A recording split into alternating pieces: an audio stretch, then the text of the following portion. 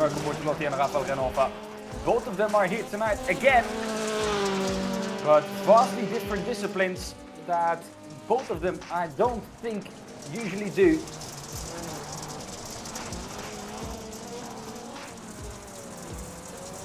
Alright, so I did just hear that there were some audio issues. So good morning, good afternoon, good evening from wherever you may be in the world. And we open it up like that as always. Welcome to the W12 Race of Champions. This is something that is coming back annually. Hopefully we did this last year, and due to the high success rate of it, we're bringing it back this time around. And we are at Sodoma with the rallycross cars. We're into qualifying already. Qualifying will be short and will be quick.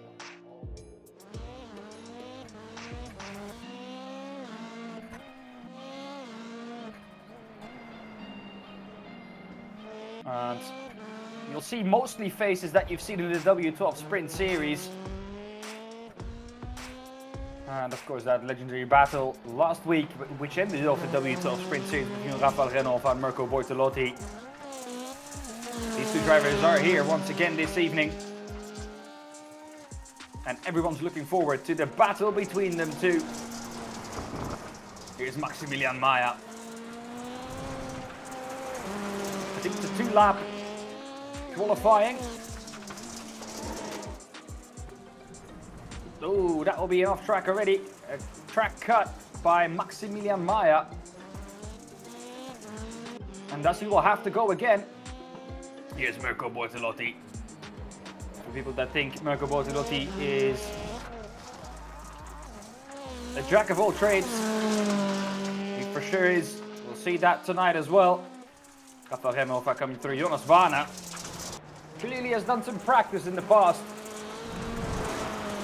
in these rallycross cars. He's 3/10 ahead of Marius Zuk. This is something that we don't see a lot of these drivers do very often, especially not Rafael Renhofer. This is an unorthodox line. Usually when there's asphalt, you want to take it. Oh, he doesn't want to really take those sausage curbs. They just send you wide, but coming around this time, Rafael Renhofer is improving in the first and second sector, in the third one as well, and he does go to the top. 39.520. That was his second lap. Whereas Mirko Bortolotti, he has finished both of his laps and he hasn't got a single one in.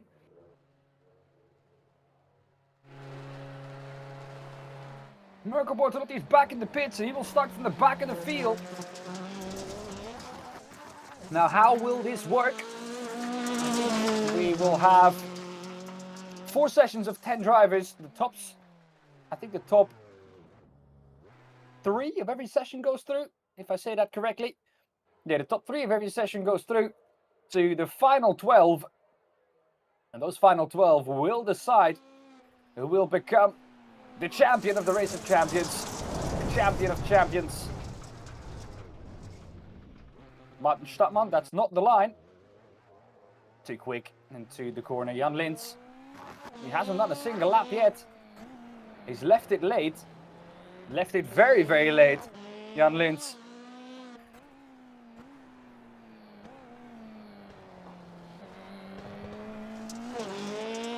I don't think he's going to get 2 laps in. He's going to get 1 exactly. And it needs to be a good one. We'll stay on board here with Jan Lins for this lap. Ooh, not the most convincing of laps. I hope that's not an off track for him already. If it is, that means he is done for tonight already in terms of qualifying, because he won't get a second lap. He'll be able to start. No, it's done already, and he knows it. Jan Lins, I hope that in the rallycross cars he is able to use both of his arms again. People who don't know, Jan Lins joined me and Tiemann in the commentary booth for the first 2 rounds of the W12 Sprint Series due to an operation he'd had on his shoulder. A goalkeeping injury, and that kept him out of racing action for 2 straight weeks. Luckily for him, though, he was able to come back after that, if not with some implications. But here we go. Heat number 1 is on. Rafael Renhofer starting from pole position. Christian Ablasa in P2 and Timo Pitts in P3. Gustavo Xavier, he's back. Great to see Gustavo back in the W12 Sprint Series and in the W12 Race of Champions. Jens Fiedler 5th, Hendrik Augustin 6th, Maximilian Maya 7th, Robin Rogalski 8th, Davy Ullman 9th, Mirko Bortolotti 10th. Can't quite go to the last 2 rows, but here we go, we're underway and racing. Mirko Bortolotti in this one as well needs to be in the top 3 to advance, and that is a crash in the background already. Mirko Bortolotti was caught up in it, does come through it. Timo Pitts right in front of him. Mirko Bortolotti needs 1 more position to advance. The top 3 at the moment. Rafael Renhofer in P1, then Timo Pitts in P2, and P3 for Jens Fiedler. Mirko Bortolotti in P4 up 6 positions, was somehow able to avoid that massive starting crash. Here we go, 12 cars hurtling down towards this tight right-hander. Oh, he's just on the right side is Mirko. He will for sure be damaged though, as there's a car upside down on the roof. Mirko Marco Bortolotti up into P2. Has he taken the Joker lap already?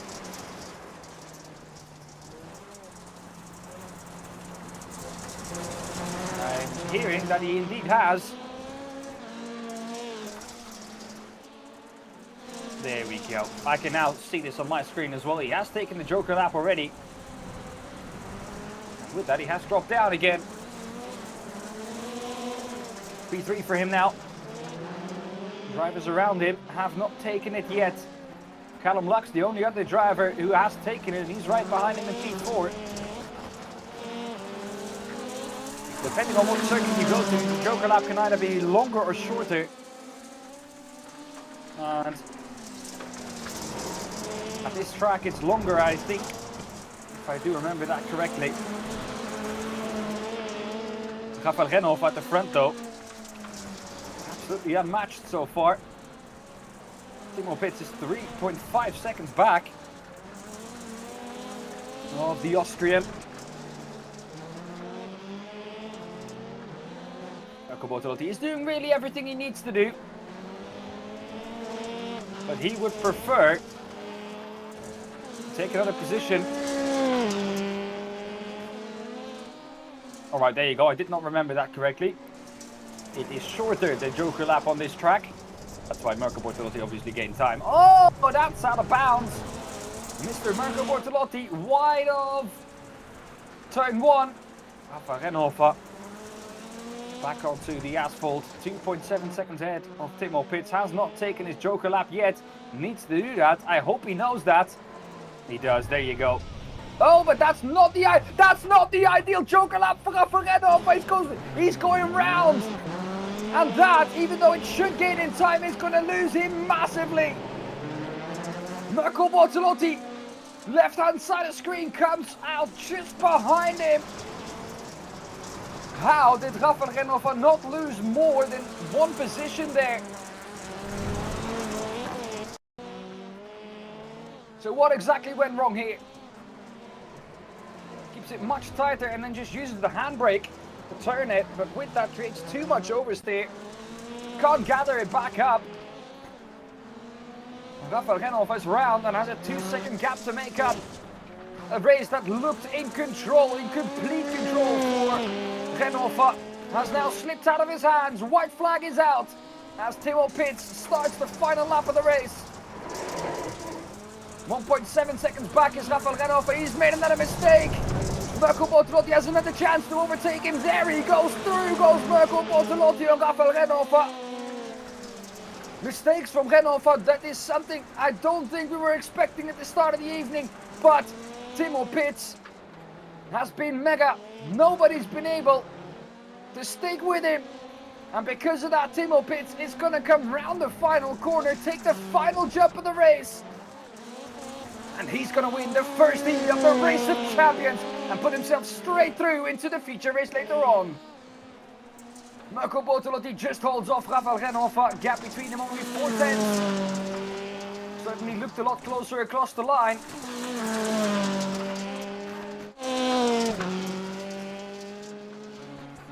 Augustine coming through in 6th. Oh, lots and lots of those cars damaged because of the starting crash.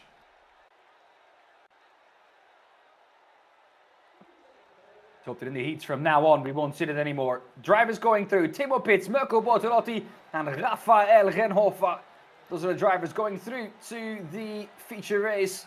Jonas Vana in 1st for this next heat race ahead of Chanter, Marinko Jordanovski, Patrick Dangel, Leon Boing, then Hugo Ropp in 6th, Bernhard Giberga in P7, Florian Stadtmann in 8th, Benedikt Hitz in 9th, Ivan Ferrari 10th, and Jan Lins at the back of the grid in P11. The revs are up, we're underway and racing. Jonas Vana on the inside, not with the best of the start, around the outside. Goes Marinko Jordanovski, and does he get that move done? Yes, he does. Once again, it's to stick all the way around the outside. No driver takes the Joker up on the first time of asking. You are allowed to do that. Marinko Jordanovski slots in 2nd. Jonas Vana back up the 1st. For a moment, Marinko Jordanovski goes wide, and that could prove costly, especially on this first lap of the race. And it does prove very, very costly. Drops all the way out of the top 4. And leaves himself with a lot of work to do. Action, ladies and gentlemen, is coming thick and fast throughout the Race of Champions. 4-minute races, very, very short. But lots of action in those 4 minutes.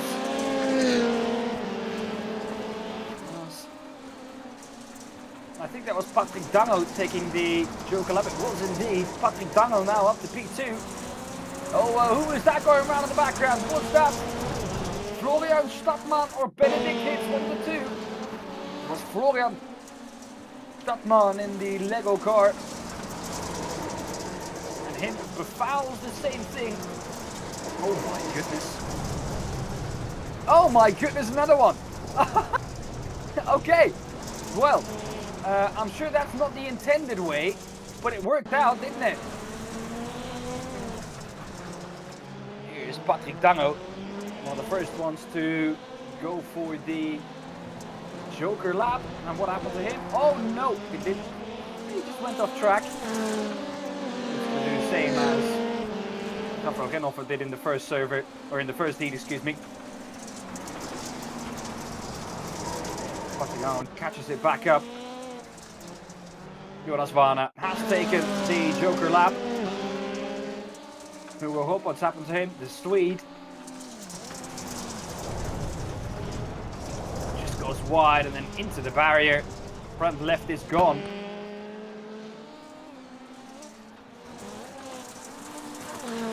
So drivers currently in the top 3. Jonas Varna, Chanter in P2 and then Ivan Ferrari in a great position, not having taken the Joker lap yet. But still into a top 3 position.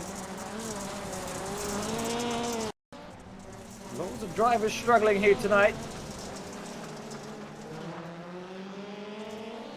Like I mentioned, this is not something that most of our drivers usually do. Jan Lins. Ooh. Oh, seems pretty fine. Still faster than what Rafael Genoffer was able to do in the first heat.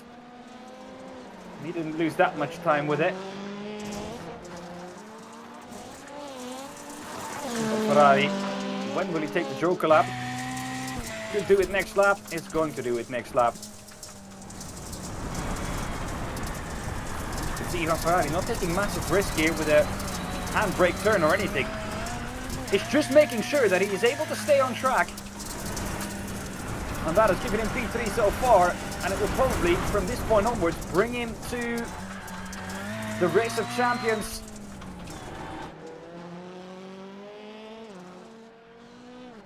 These are all the qualifying heats for the Race of Champions later on. White flag is out for Jonas Varna.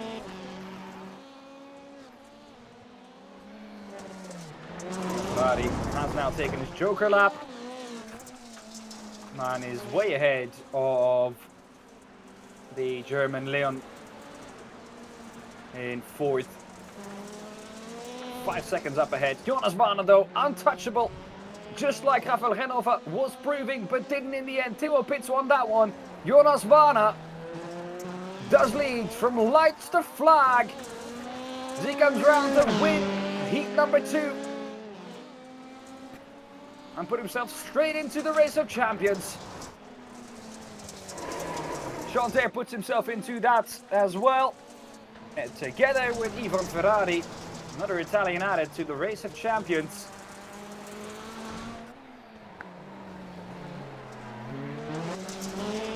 Here are some cars that also have massive damage.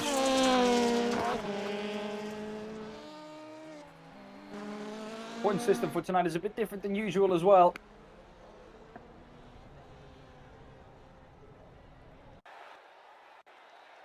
We'll explain that later on.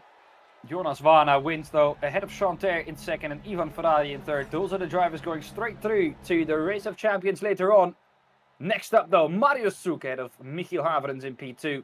Then Gustav Bergström in P3 as Swede. He should do well on this tarmac. Thomas Kiefer in 4th. Walter Lux 5th. Anton Abe 6th. Mario Truma 7th. Are we already underway and racing? We are.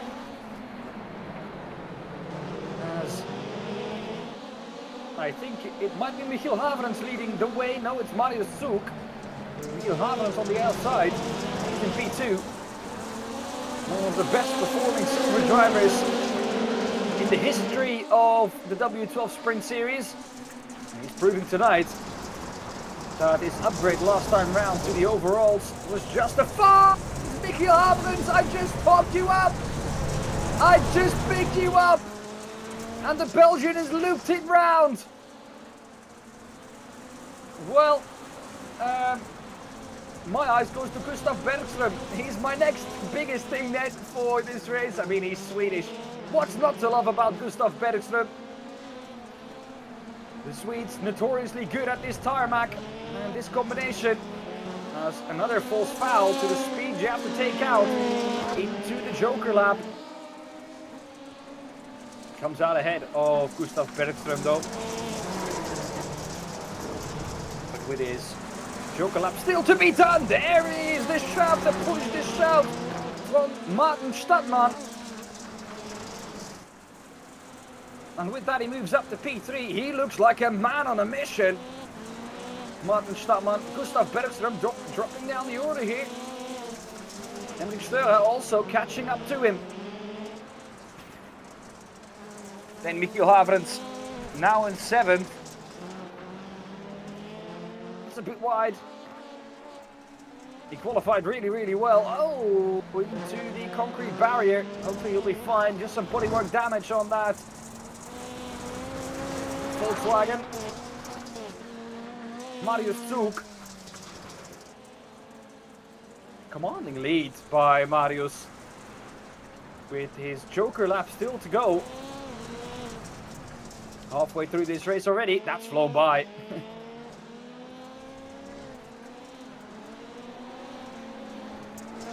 One more heat after this one.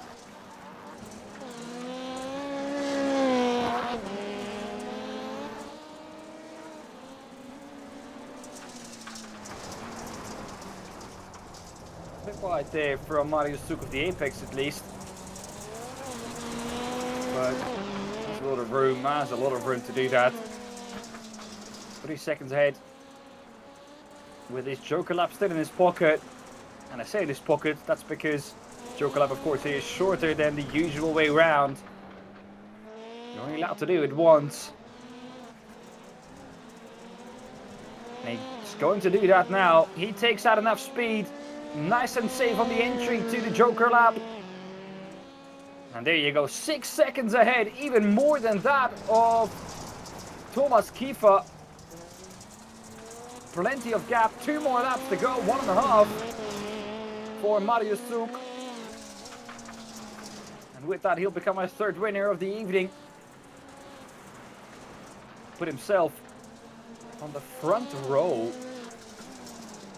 of the Race of Champions.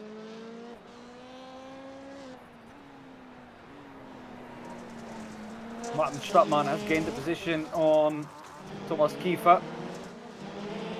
Gustav Bergström is also close to those two. There he is in the background, together with Walter Lux. Henrik Steurer though looking to get back up into the top 3. White flag is out, last lap. And this is by far the closest battle we've had so far for P3. Pressure is on Thomas Kiefer. Can he keep him at bay? That's wide from Henrik Steurer. He'll eliminate himself and potentially someone else as well. And that is Gustav Bergström with damage on his front end now. Thomas Kiefer, 2/10 is the gap to Walter Lux. Will he be able to hang on?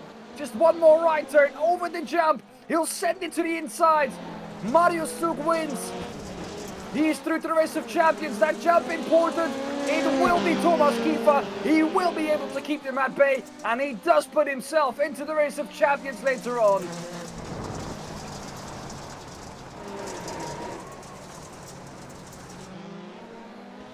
Great drive by Thomas Kiefer.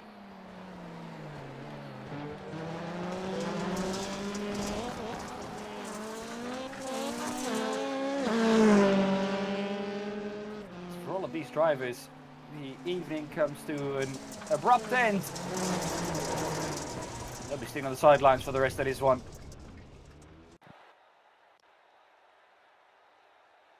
Here we go then. Drivers going through. Oh, that's heat 4 result. We don't have that one quite yet.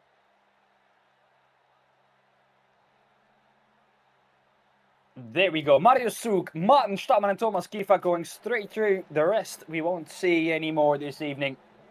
Right then, one more to go. Oh, are we at the Race of Champions already? No, we're not. Rafael Renhofer. This is the last chance, isn't it? Rafael Renhofer P1, Callum Lux P2, Hendrik Augustin P3, Maximilian Maya P4, Christian Albers at 5th. We're on their way and racing. The last chance. 3 more drivers can go through. Augustine who went round. Rafael Renhofer has one more chance to put himself straight through to the Race of Champions.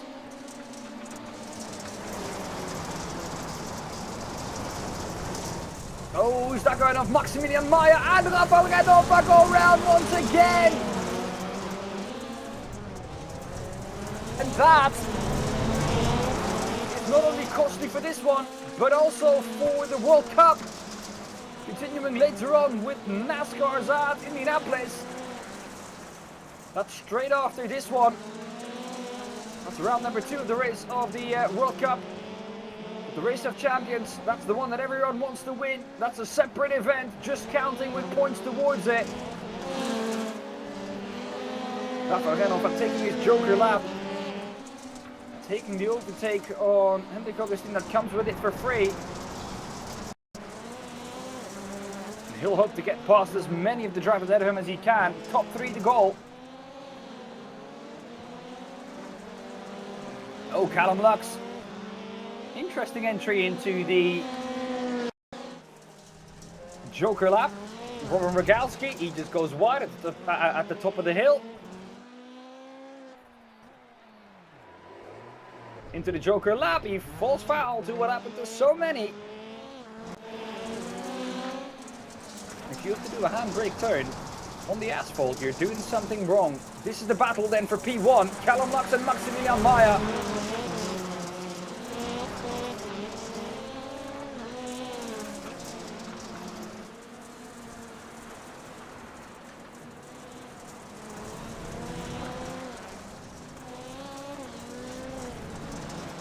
Here we go, Christian Ableser.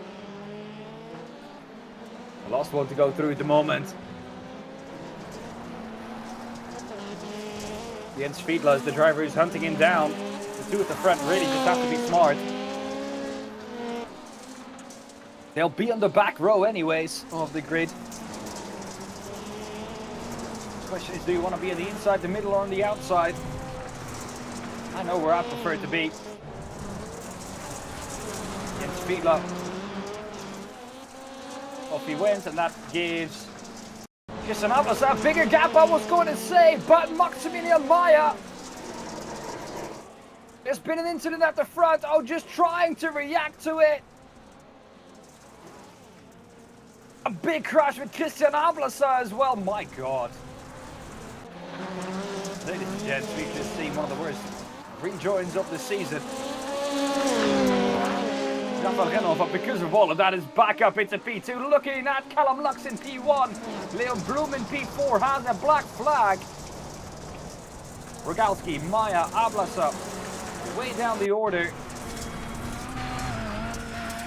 Christian Ableser just completely blindsided. You're seeing nothing, you're seeing nothing, you're seeing nothing. There they are, and oh my goodness me. That in itself should be a disqualification in my opinion for the next offense. That is reckless. Absolutely reckless. Top 3 though. Rafael Renhofer, Callum Lux, Jens Fiedler. Side by side off the jump. White flag is out. One more lap of racing.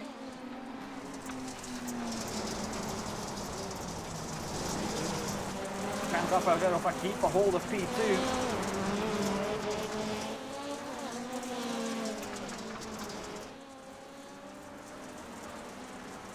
Callum Lux looks set to take a victory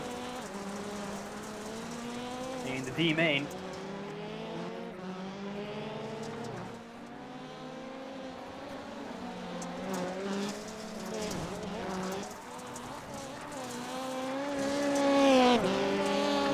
Callum Lux takes the victory ahead of Rafael Renoff and Jens Fiedler somehow. Callum Lux able to continue after that incident. The biggest incident really was between Maya and Christian Ablasa. Robin Rogalski struggling slightly, some say. Not happy at all in the Volkswagen Beetle tonight. He is going to finish the race.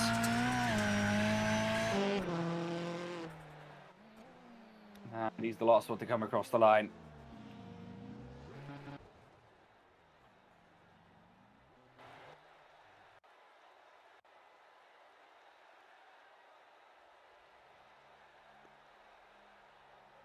There we go then.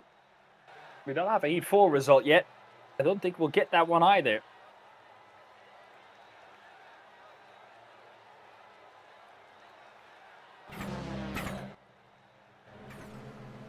Here we go. Another race upcoming. Even Ferrari on the front row for it. Jan Lins up there as well. In the 555. Marijn Jordanovski up the order. Jan Lins already down to P4. Marijn Jordanovski with a great start. Teammates, of course, Marijn Jordanovski and Jan Lins.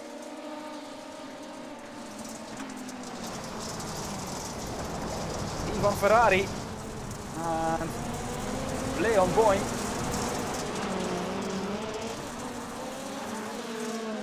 Are the two fighting it out at the front. Gap though between Ivan Ferrari and Jan Lins smaller than it is between Leon and Ivan Ferrari.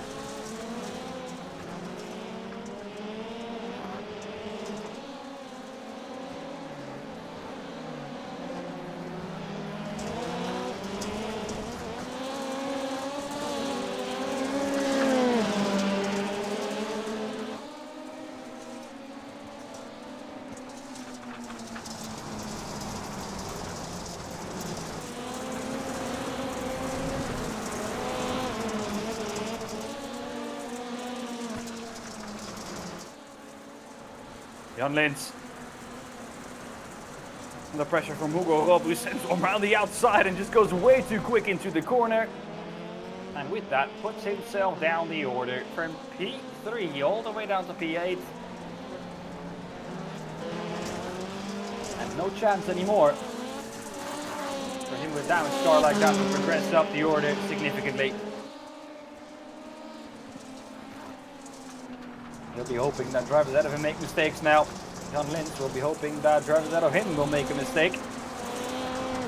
At the moment, only Leon Boyne going through to the Race of Champions.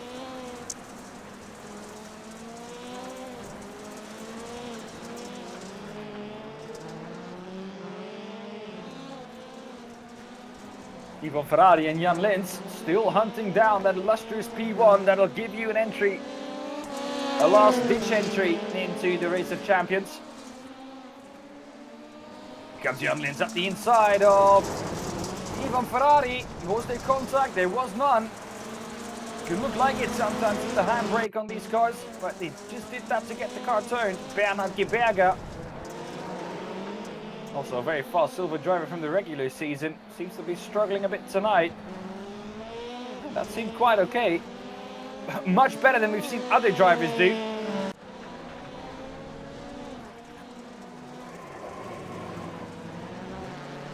Oh, Jan Lins. Round he goes, and that, sadly for Jan,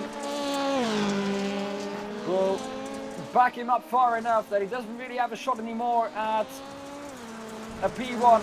The driver most likely to challenge for it is Ivan Ferrari, but even with his Joker lap, he's 3.8, 3.9 seconds back. And it's... Oh, Leon. Oh my goodness. I was just about to say it, but I did not. I held back. Still the commentator curse hit him, it seems like. Ivan Ferrari up to P1 now. Jan Lins will be kicking himself. That could have been him if he didn't make that mistake. White flag is in the air.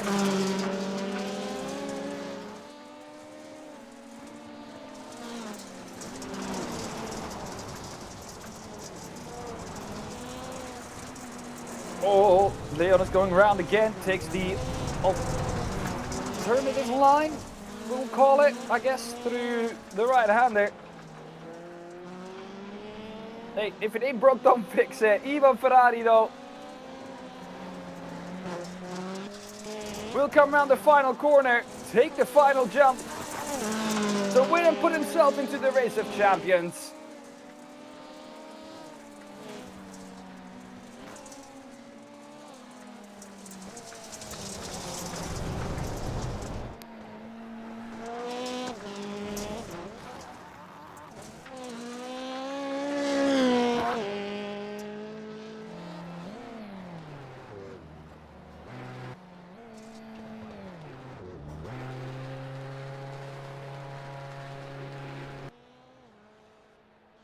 Some drivers were using this as practice starts.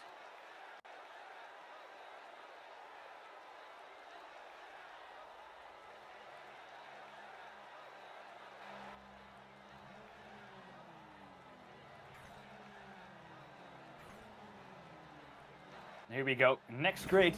Thomas Kiefer, Walter Lux, Hendrik Steurer, Gustav Bergström, Michi Haverens, Anton Abe, Christoph Hatos. And well, that's it already. Too quick for us to go through it. As I think there was a jump start in the background. I think there was. Might have been Gustav Bergström who's made that jump start. And he does immediately drop down the order. He will have a black flag. A big hit into the barrier as well for Gustav Bergström. Oh my goodness, there's a car rolling. And who is that? Is it Christoph Hatos, Anton Abe, René Reusler? I have a feeling. Oh my goodness, Christoph Hatos. How did that happen? Oh my god! Contact in the middle of the air. Well, in the middle of the jump, basically, in the air. With Anton Abe. And oh my goodness. Well, I hope you received it for that one. My god, makes me dizzy just looking at it. Luckily this is him and not real life. Walter Lux ahead of Thomas Kiefer. Walter Lux at the moment the only driver going through to the race of champions.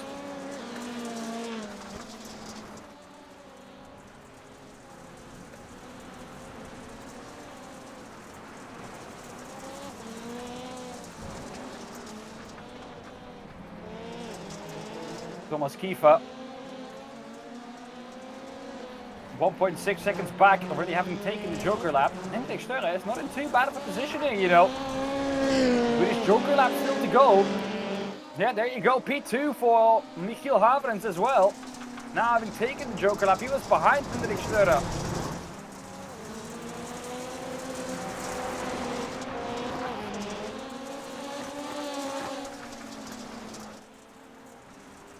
Hendrik Steurer could well be a dark horse for the victory here as he gets up to P3.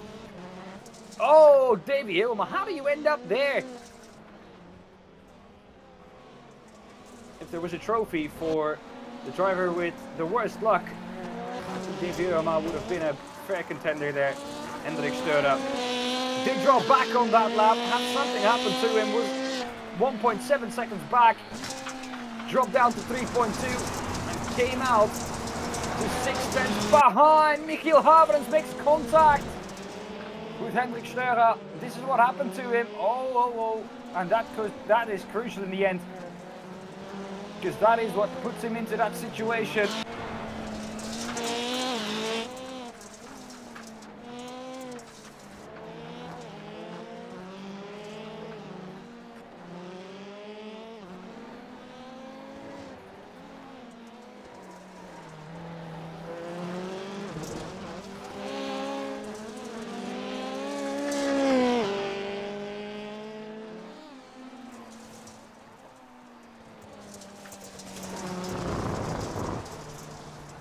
And now Thomas Kiefer with a lot of work to do. 4.1 seconds back. It looks too much in just 2 laps time. But never say never. We've seen crazier things happen already, and drivers have for sure been making loads of mistakes this evening. This has not been the easiest combination to drive under any circumstances. As Michiel Haverens has another moment off, and I think that's what ends this evening for him in the Race of Champions, at least. Yep, there's that contact. And I can imagine that Michiel Haverens is not very happy with Hendrik Steurer.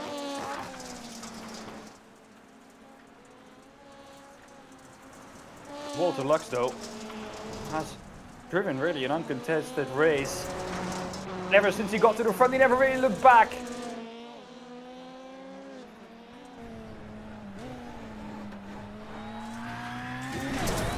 Over the jump one final time for Walter Lux. And he will go through the race, through to the Race of Champions. The others will pick up a very respectable second and third place finish, but it won't really get them anything.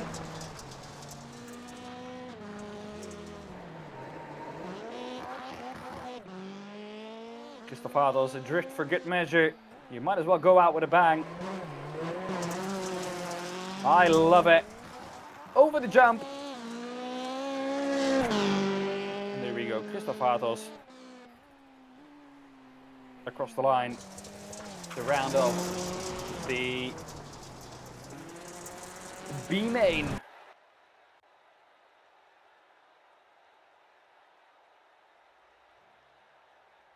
Alright then, here we go for the Race of Champions.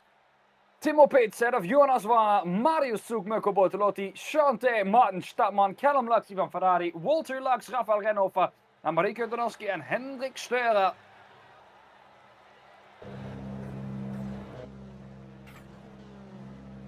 That is your grid.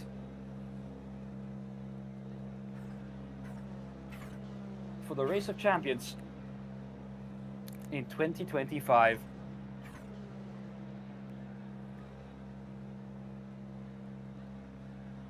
Last race.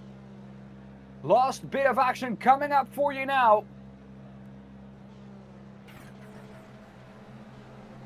Here we go. Drivers will be looking towards the 5 red lights. They're out. We're underway and racing. Right outside the screen, Timo Pitts. Middle of the screen is Jonas Vana. Marius Zug on the outside. Ahead of Timo Pitts on the left-hand side of the screen. He was, but he drops back massively. Chante up to P3. Jonas Vana up in P1. This should be the closest race we've had so far. 10 minutes of racing. That's a long old time for these drivers. They'll be trying to keep their Joker up in their pocket as long as they can.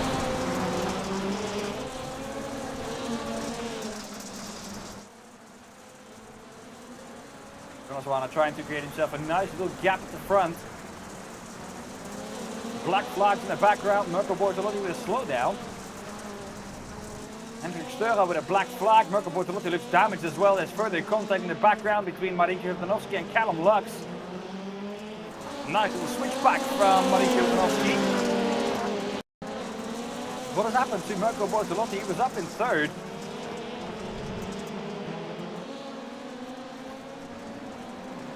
Momentarily, Timo Pitts, the first one to go for the Joker lap. Oh, Mirko Bortolotti, this is what happened to him. A complete passenger in that incident.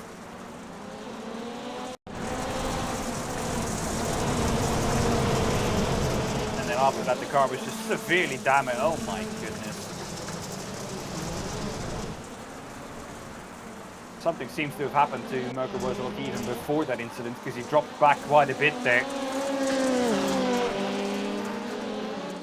Jonas Vana. Proven to be quick all evening. Chante as well. He's been majestic. But what has happened to him? Is it the Joker lap? It is the Joker lap. Oh, but not the way you should take it. That's lost him lots of time. You can see the car behind of him caught up quite quickly. Rafael Renhofer actually has the fastest lap of the race. He has already taken his Joker lap though.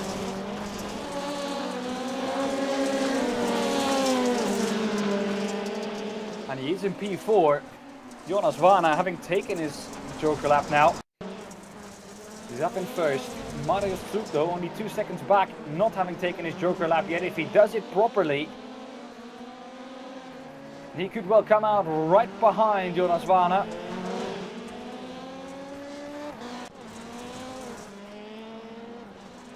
Right, let's stick with Jonas Vana and Marius Zug now. Let's see if Marius Zug takes the Joker lap soon. He doesn't this time round. He has 10 minutes to do so. You might as well see him wait if there's a mistake from Jonas Vana up ahead. Keep the pressure on. And then when he sees a chance, he'll just overtake through the Joker lap. It's a much easier overtake if you don't actually have to overtake them on track here. Very unorthodox to overtake in the rallycross. It wouldn't do it like you do on road racing, outbraking someone. Higher minimum speed, oh my goodness, that is higher minimum speed into the corner from Ivan Ferrari. Not the way you want to see it though, too much minimum speed. And into the barrier. Marius Zug has dropped off a bit. Dropping back into the clutches of Rafael Renhofer. This is all playing into the hands of this man up front, Jonas Vana. This seems extremely consistent.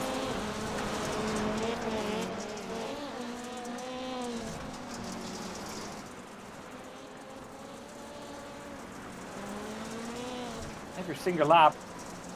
Last time around, just 39 seconds, 0.7. Renhofer on the back of Zug now with a mistake there from Marius Zug.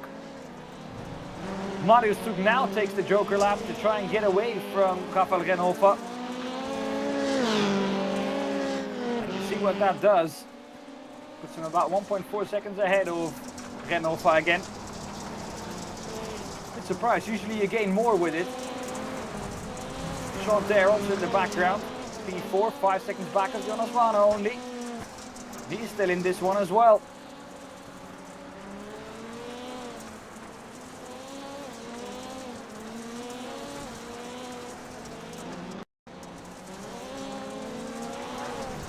Marius Zug here was that mistake we saw last time round.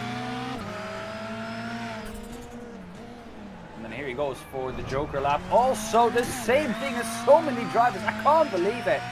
I can't believe my eyes. They've had the chance to try it and still they get it wrong. It just loses you so much precious time that you would usually gain with it. I was very surprised why he was only 1.3 seconds ahead of Renhofer after that. Usually it gains you about 2 seconds here. Definitely lost some time there together with Rafael Renhofer just having a great last sector.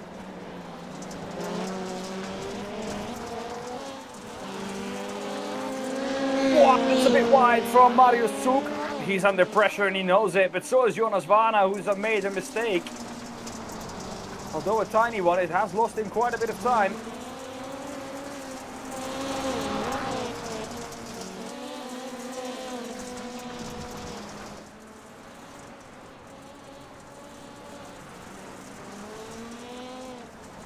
Here comes Rafael Renhofer. He seems most poised to try and go and attack Jonas Vana. How long will he wait? How patient is Rafael Renhofer?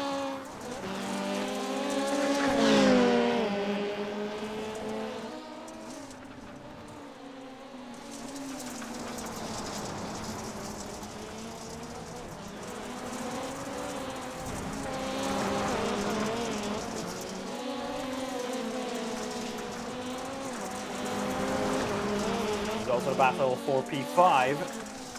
Remember, there's only one position a lot of these drivers care about, and that is the position Jonas Vana is in at the moment. He has made another mistake, closing the gap further to Marius Zug. Timo Pits up the inside of Martin Stadtmann. Well, Don't really know what to say about that one. Literally went up the inside of Martin Stadtmann. I think it was optimistic from all pits, but Stadtmann also just turned into him. Oh well. We move, as we say at the front. Marius Zug getting closer to Jonas Warner. Like I mentioned, there's only one position these drivers care about, and that's the position Jonas Warner is in. They want to become the champion of champions. And wouldn't it be fitting for that to be Rafael Renhofer? He certainly proved to be a candidate going into these last 2 minutes.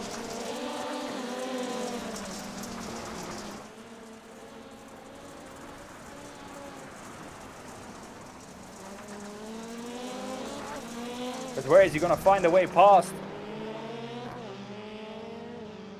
He's not going to find a way past. He has the gap behind.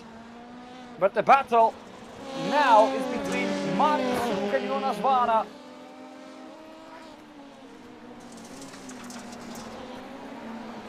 Rafael Renhofer will not become the champion of champions. At the front, have a clean fight. A minute 20 left in the race. Mirko Bortolotti's been able to recover to P6. Just behind Chanter, there he is. Martin Stadtmann also there with them. This is still the battle for fourth place. Could be mega if Mirko Bortolotti can improve up to P4 here after what happened to him earlier on. Chanter though takes advantage but then makes a mistake. Mirko Bortolotti up the inside of Martin Stadtmann. Stays as it is. Martin Stadtmann defends the inside. Chanter swoops it round the outside. Mega battle this one. 5 drivers within a second of each other. But the battle out front, 0.5 of a second with Jonas Warner and Marius Zug. Might be the most important one. White flag is out. Is it already out? Would surprise me, because that would mean this race is going to end prematurely. And that will mean Jonas Warner will win the race. He does win the race. Jonas Warner is champion of champions. The 10 minutes not fully used by Jonas Warner. Lap maximum reached. And Jonas Warner becomes the champion of champions. Who is going to get P4? Oh my goodness, Jonas Warner. Celebrates it in style.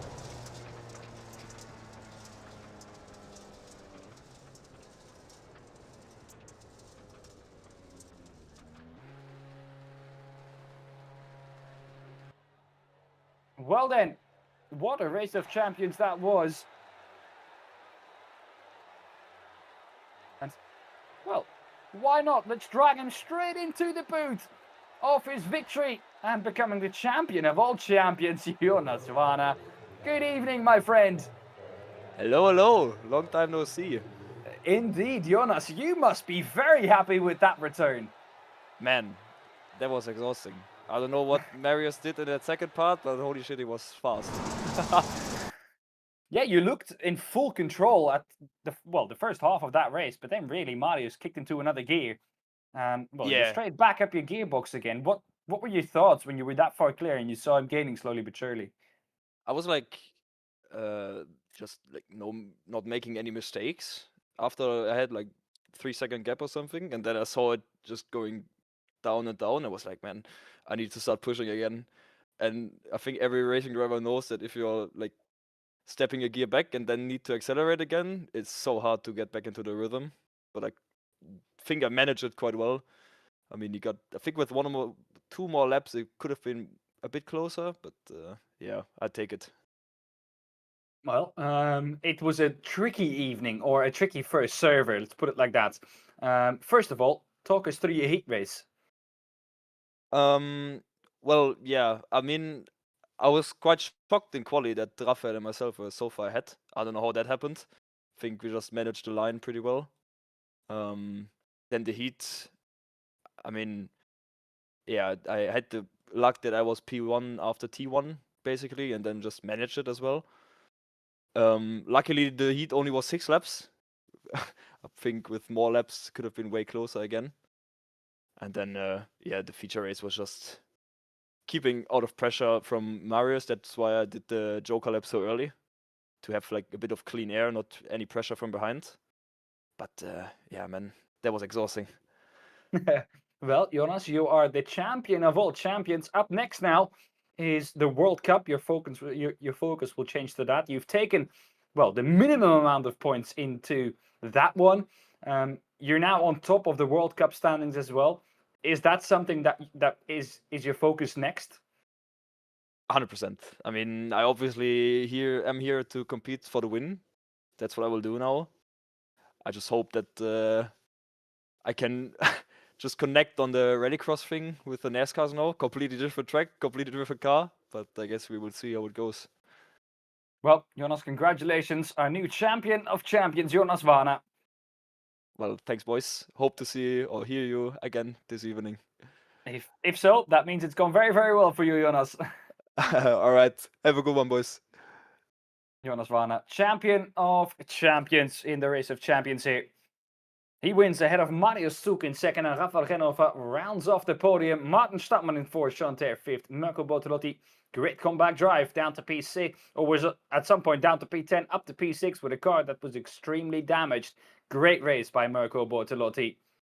Then Timo Pitts in 7th, Marinki Jordanowski 8th, Ivan Ferrari 9th, Walter Lux in 10th, Hendrik Steurer 11th, and Callum Lux in P12. That's it for the Race of Champions. We'll now go to a brief intermission for the switch-in servers. We'll be back soon with the NASCARs at Indianapolis. Don't go anywhere.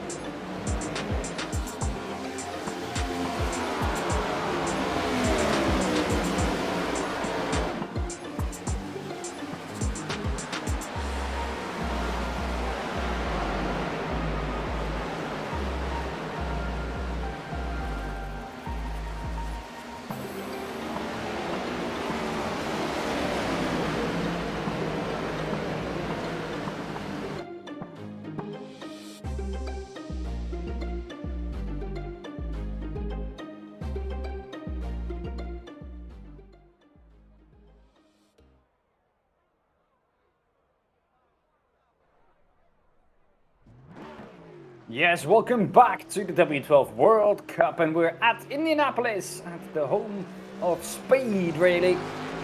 Where, of course, every year, Indianapolis 500 runs. And today we are there with the NASCARs. Nonetheless, still very, very fast. At a track length of just over 4 kilometers. A track temperature of 24 degrees. The drivers are going out for an average of a 4-lap qualifier. All 4 laps have to count. Otherwise, you are in trouble.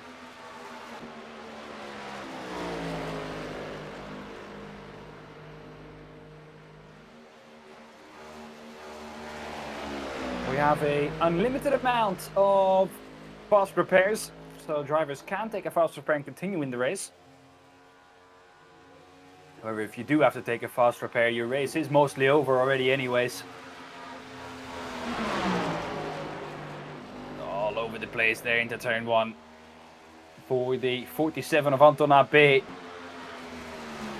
Wasn't squirmy on the entries.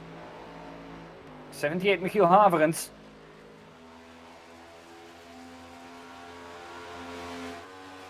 It has been a good lap so far for both of them.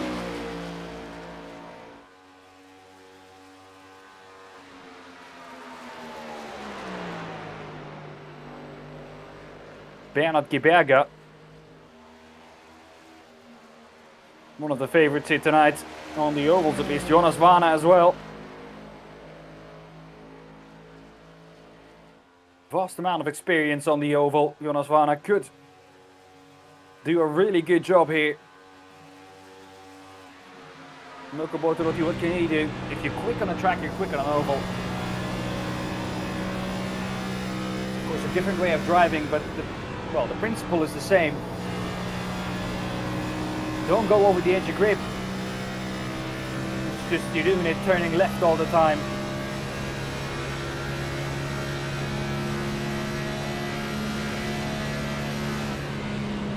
Getting up to about 310 kilometers an hour before we start going down a gear for turn 3 and turn 4. Lap number 2 this from Mirko Bortolotti.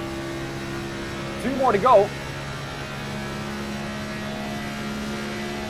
And we are halfway done with qualifying. Some drivers won't be able to get their 2-lap average in, or their 4-lap average in, just because they started their qualifying too late.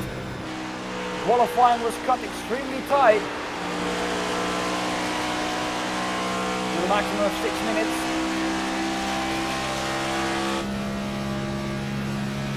Great onboard shot lift from Mirko Bortolotti.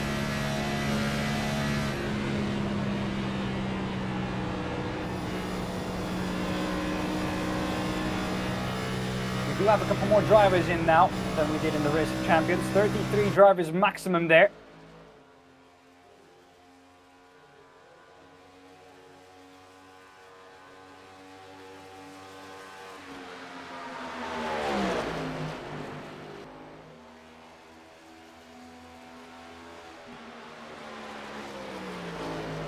Sapini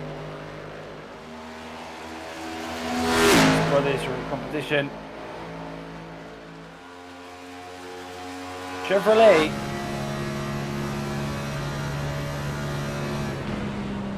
he might be one of those drivers that is not going to be able to finish his lap. Gonna cut it tight. He's just about going to make it.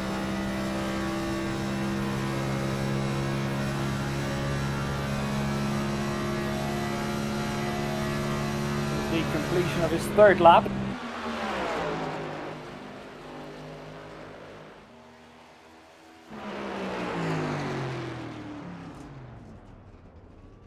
Oh, Michiel Haverens, first one to put in the 3-lap average, no? Michiel Haverens, yes, 4-lap average done for Michiel Haverens.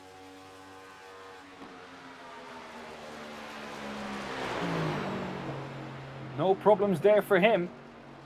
Benedict Hitz has completed his 4-lap average, Leon as well. Andrea Frasinetti won't be able to complete his 4-lap average. Because the qualifying was so extremely tight. Hendrik Augustin has got a meatball flag. He won't be able to complete his either.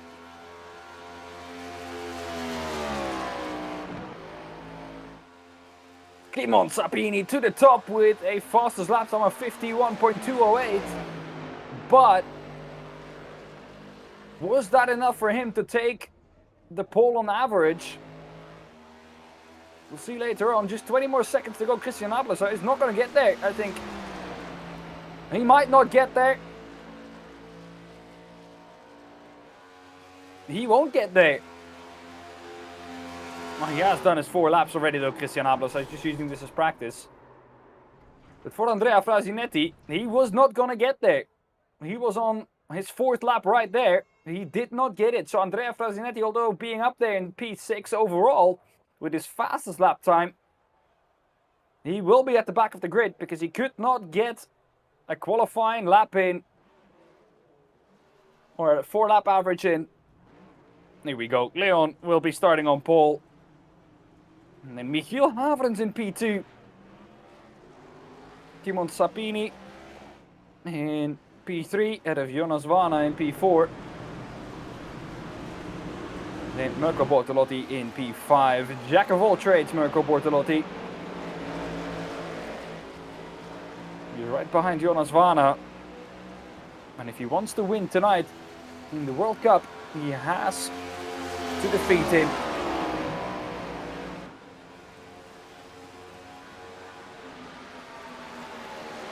Just to finish ahead of Jonas Vana.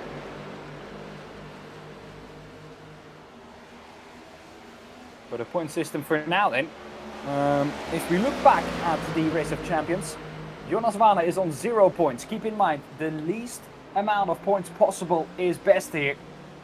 So Jonas Vana leading on 0, then 2 points for Marius Zug, Rafael Renova, and then just in terms of results, back on down to Callum Lux, the drivers that competed in the Race of Champions, the last race. And then all drivers behind him have 12 points as well, just because we couldn't get a classification of drivers below him. We will get that now. So the position where you finish is the amount of points you pick up except P1. You get 0 points for P1.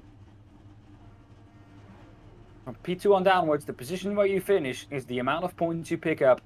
Here we go then, the grid. We'll do a rolling start here. Liam Boeing will start on P1 and on pole position. Michiel Haverens in second on the front row with him. Clément Sapini, Jonas Vana P4, Mirko Bortolotti 5th, Walter Lux in P6, Benedict Hitz in 7th, Rafael Renova down in P8. Then Hendrik Steura P9, Marius Zug P10, Ivan Ferrari P11 and Christian Ablasser P12.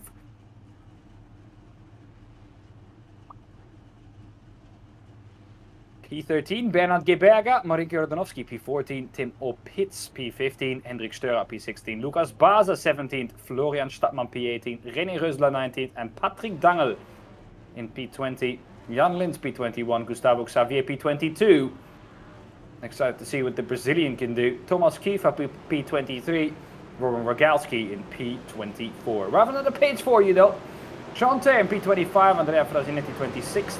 Maximilian Mayer 27th, Martin Stadtmann P28, Callum Lux P29, Anton AB P30, Jens Fiedler P31, Leon Bloom P32, Hugo Roth P33, Mario Truma P34, then 35th and 36th is Christoph Hatos and Stefano Pellegrino. Gustav Bergström is P37 and Davy Irma rounds of the grid.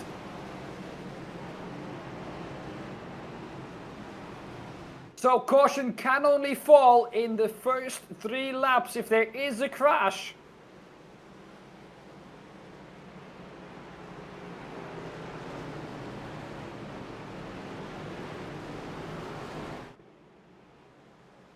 If we do have a caution, 33 laps will be the maximum amount of laps driven. If we do not have a caution, 40 laps will be the amount of laps.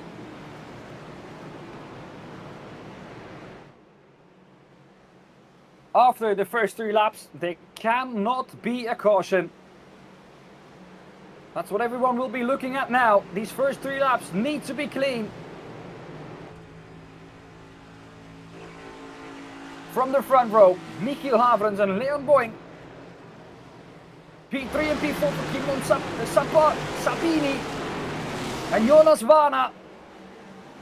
Into the starting zone we go.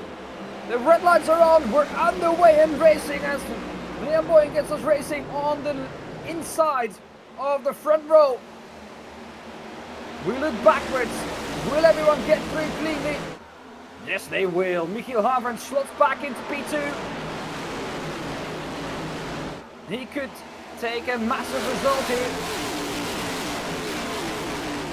It's lovely to hear the NASCAR Next Gens fly past there at the Indianapolis Motor Speedway.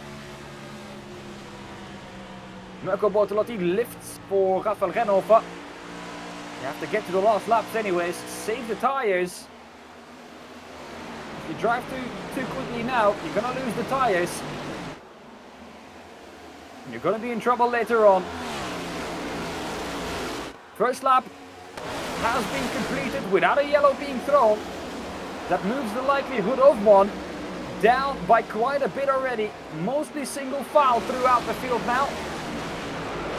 Oh, there we go. There's a crash. And in the background, massive crash. Will the yellow be out? That answer we'll see later on, but that's a big crash. And that might offer a yellow.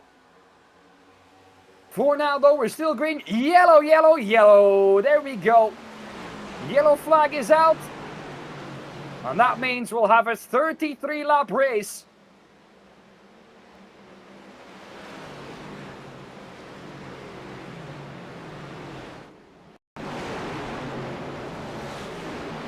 Oh my goodness. Like a crash.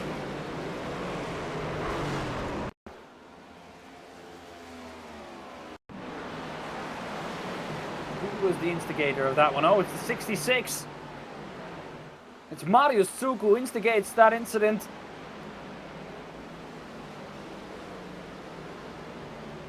And you can hold your brakes all you want, but at 300 plus kilometers an hour, the car's going where it wants. Poor Christian Ablasar had absolutely nowhere to go. Saw it happen in front of him, was trying to brake. There was no way he was going to be able to stop that in time. Oh, poor Florian Stadtmann as well. Reacts to it. With the car coming down, out of control. Oh my goodness. And who is that car that's just completely ignorant to everything that's happening around him? Jens Fiedler. Tries to be a hero and tries to get through there full throttle. Then decides, oh, really, this is not the best time to do that. And then clatters into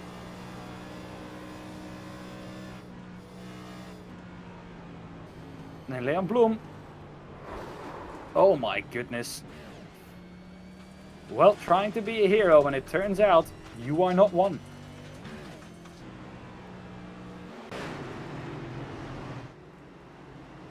Well, Leon Boy at the front of the field will have control once we go to the restart, and I think this might be a good time to bring in our NASCAR expert into the commentary booth.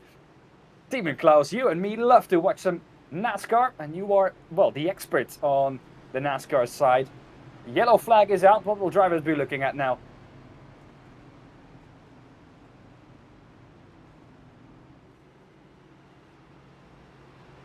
There we go. Good evening, Dan. Thank you for the high expectation introduction. Yeah, I'm just as you, a big NASCAR fan. Maybe not so much for the next season because of the conclusion of the season of 2025.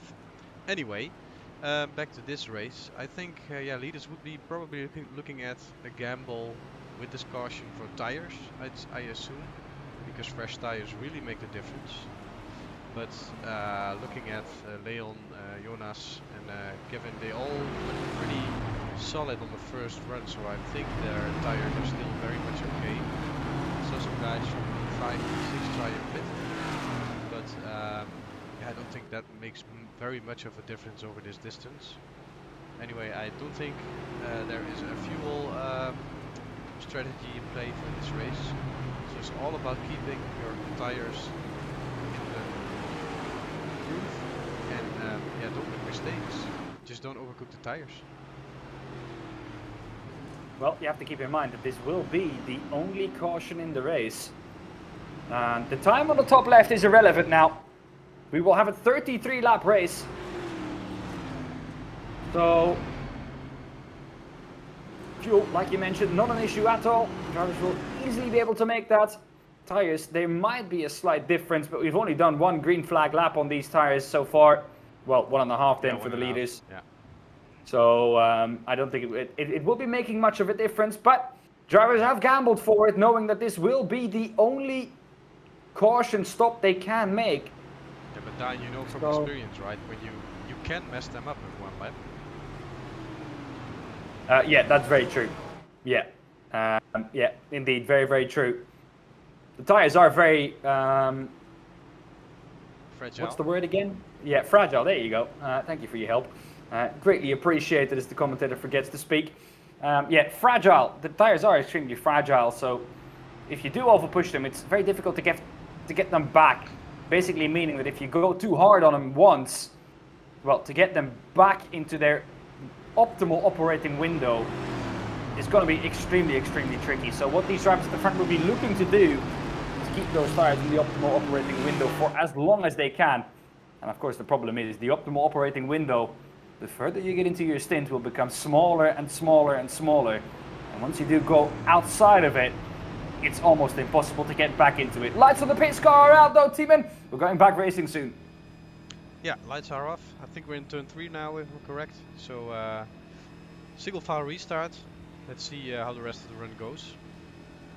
Drivers who have chosen to pit: Ivan Ferrari, Michiel Haverens, Tim Moppits, Hendrik Augustin, Leon Blum, Marinke Radanovsky, Davy Uwama has decided to stay out. René Reusler, Jan Lins and Gustavo Xavier. Those are the drivers gambling for that caution pit stop. Oh my goodness, there's a crash in the background already. Drivers, as they're going back to green, massive crash on the front stretch.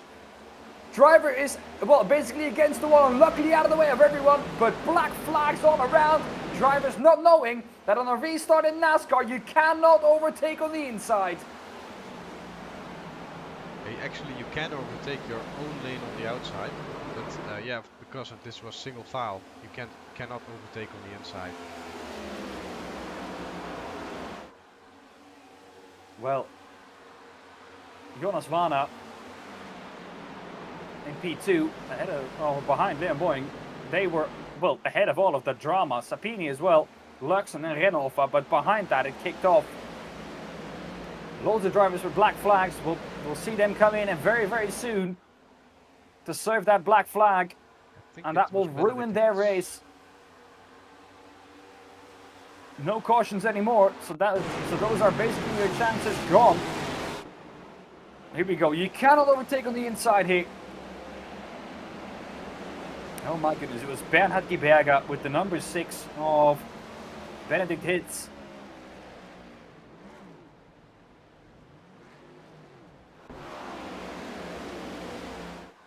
Of course, this is a discipline not known to a lot of drivers, Timon. So a lot of drivers are experiencing new rules here. And I can't imagine that some drivers will be confused now why it gave them a black flag. Yeah. I think you can be in this setting a victim of the circumstances of the car spinning. Sometimes iRacing cuts it very close and gives you the black flag. As we see, I think it's Leon Blum going into the pit serving his black flag. Also Bernhard Giberga is going in. Michiel Haverens is still running in P10 with the black flag. And I think, do you know, Dan, has he 3 laps to clear it? Yep, 3 laps he has to clear it. And if he crossed the line, after he got given the black flag for passing under a yellow or passing on a restart on the inside of his own lane, that means that this will be the last lap he'll be able to serve it. He might be begging an admin in the server to take that away for him if he feels like he's been unfairly given that penalty. Michiel Haverens, with the experience he has in Oval, for sure is someone who wouldn't usually fall foul to that rule. And But it has happened to him, and he will have to take it. If he doesn't, he might get disqualified here. And there he goes into pit lane. Serving his drive through, that'll be a painful one. Looking at the standings down of the Race of Champions, this is all playing into the hands of Jonas Wanne, who has 0 points from the Race of Champions because he's the champion, of course, and now he's already in P2. Yeah, he has been at the front since basically the start of this race. Had a great qualifying, did everything he needed to do, was safe enough. And, well, if you have that good of a start in the Race of Champions, the pressure is kind of off as well, isn't it, team? And you can just take it that little bit easier in qualifying.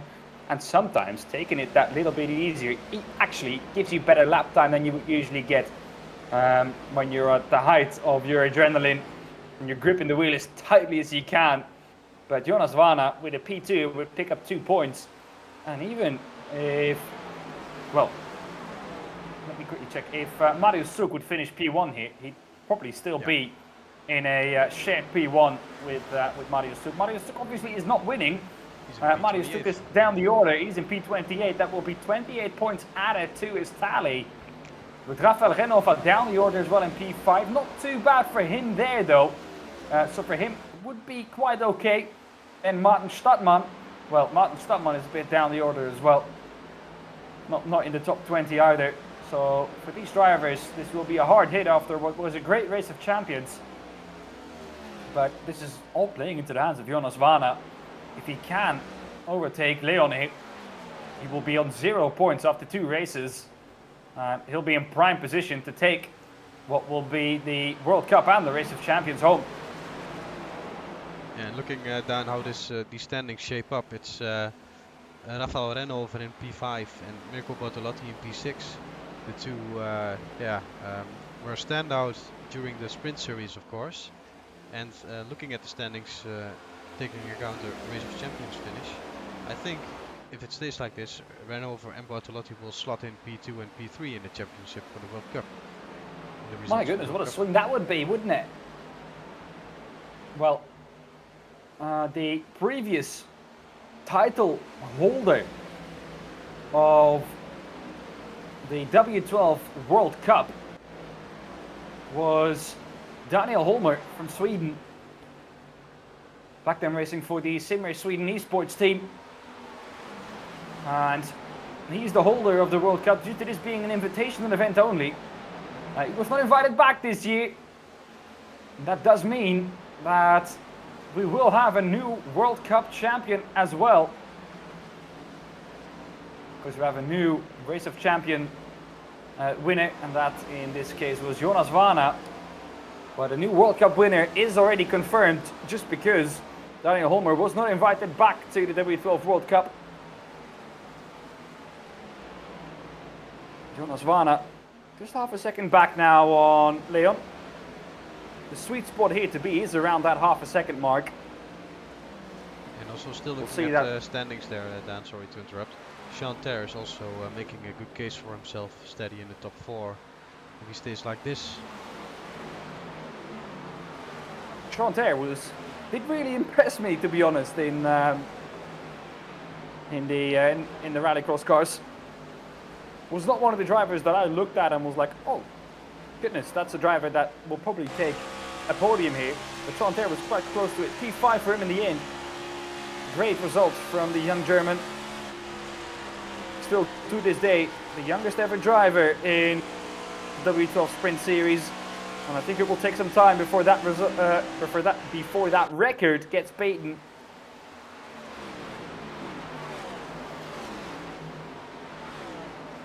René Rösler. Oh, there's some big damage to the right hand side of that car already. I think he scraped the wall somewhere. Came from pit lane.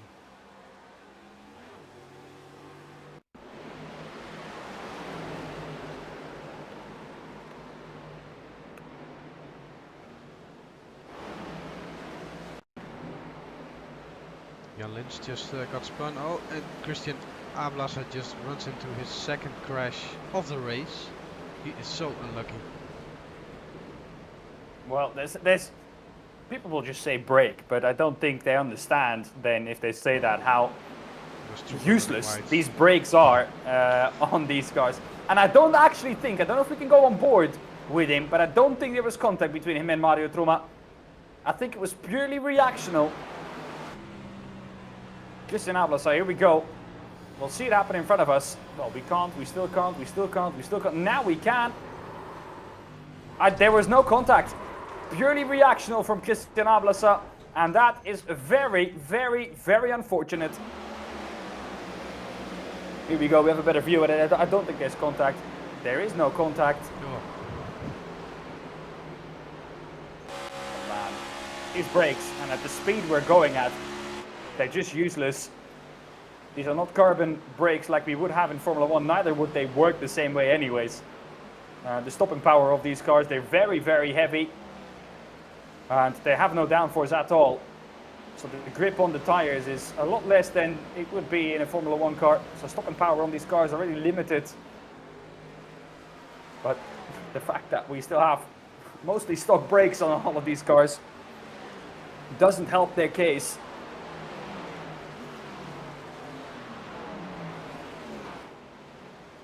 Kimon Sapini is now starting to put some pressure on Jonas Vana.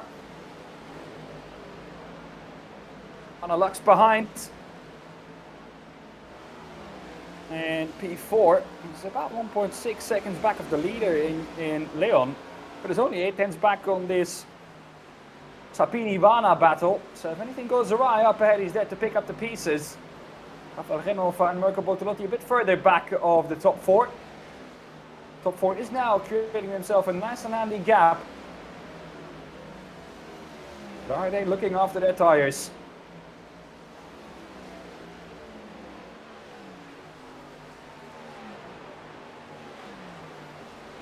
Well, Dan, I don't know if you have much experience in also the Class B and Class C NASCAR competitions in iRacing.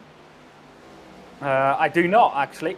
I have tried it, but I've mostly failed, to be honest. I've done a lot of Xfinity back in the Svenska Racing Liga. That was a lot of fun. There were automatic cautions in there, though, however, which we do not have tonight, which would spice up races quite a lot. But it's just from my perspective, racing NASCAR, especially in these longer races, it's just all tire management. Yeah, and let me ask you another question. You have a direct drive base, right? Yeah. Do you always run the maximum force? Hey, as we see No, if I would run the maximum force on my SimiCube, then I would be in quite some trouble. There's only one car I'm running the maximum force on my on my SimiCube, and that's this car. Because of the lack of side force the handling of this car has. Okay. So basically what you're saying is, put your force feedback up and you'll become 7, 9, 8, 10, whatever K in no time. Alright, I'll try that. Thank you for the tip, and thank you to everyone at home for that as well. Yeah. No, good to know, Demon. But I mean, when I turn my force feedback up on my SimiCube, it's 24 Newton meters plus on my wrists. I don't know how that is for you, but that's quite a lot. Yeah, when you crash with this car, you have to take your hands off the steering wheel immediately. But this car is known for its lack of side force. It handles so differently than 98% of the cars in iRacing. Also the oval cars. The only road car that comes a little bit close is the new gen supercar V8. It also has a little bit weirder lack of side force handling wise. But this car is it's even more extreme. But yeah, we were talking, and then the pit stops happened. So apparently there is a fuel limit, I guess.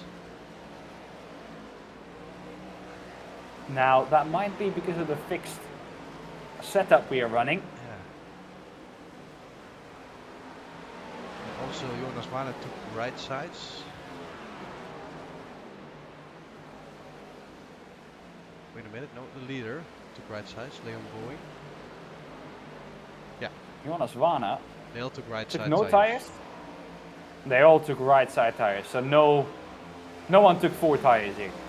I don't think so, no. Oh my god, it keeps being a painful thing. I just keep flashbacks, crying, screaming, everything, but we won't get the championship back. 2 tires seems to be the right choice here today as well. Yeah, but Dan, let me correct you. I see Leon Boom and Jan Lins probably didn't take tires. They have way shorter pit stop times of 5 and 7 seconds, so they only pitted for fuel. Also, Now that's going to be interesting, because it is going to make a difference over the 19 laps we've driven so far. yeah,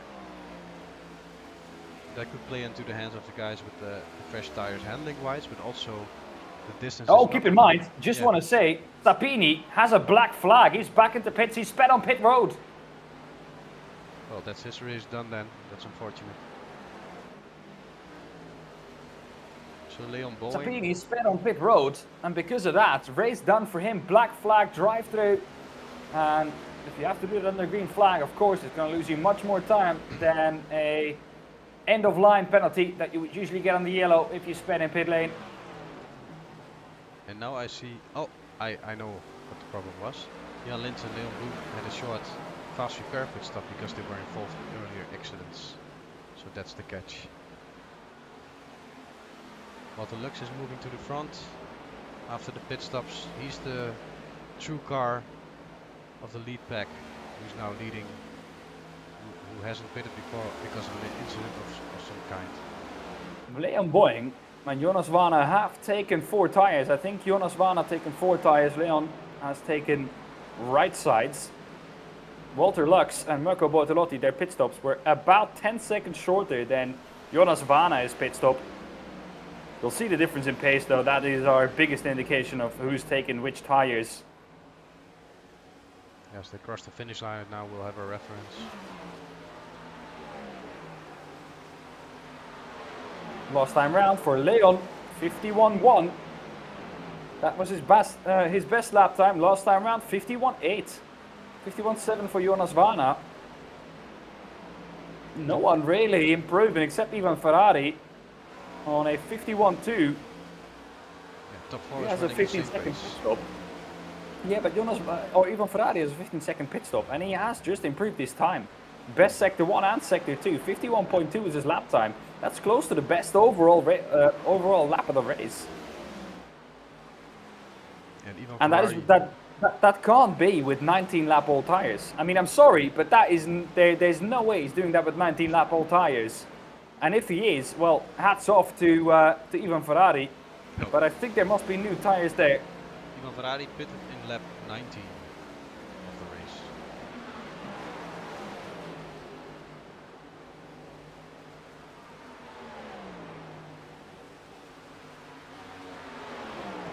He has 3 lap old tires now on his Ford Mustang. Yeah. Then I wonder why the pit stop times of the guys up ahead were so much shorter, Walter Lux and Mirko Bortolotti, compared to, well, basically everyone else. Yeah, Anton Abe at the same thing, 10 seconds. I think the guys who ran around 10 seconds just did fuel and no tires, and the ones with 15, 17 second pit stops did 2 tires. The delta between new and old tires is not that bad at all then. No. Because Leon is only running a tenth quicker, not even a tenth quicker than Walter Lux at the front of the field. And same goes for Jonas Vana, 51.9 last time round. Leon actually ran a slower lap time than Walter Lux did on his last time round. So really, I can imagine also because when they only took 2 tires, that advantage just goes away really quickly, especially on these short runs. This is just probably 30 lap race, so that's in NASCAR terms a very, very short run when it comes to tire life.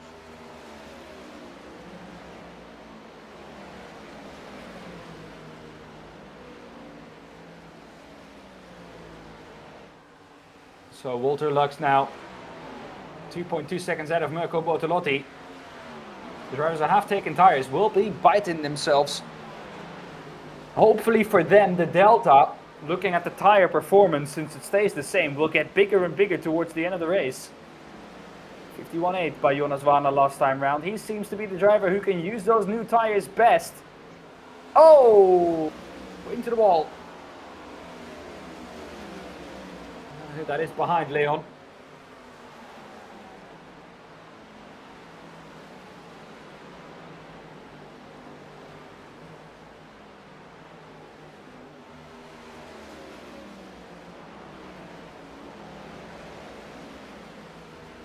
Jonas Varna, he's 7 seconds back of the leader. And that gap has opened up this time around. 51.3 by Walter Lux. When he wants to push these tires to the limit, he can.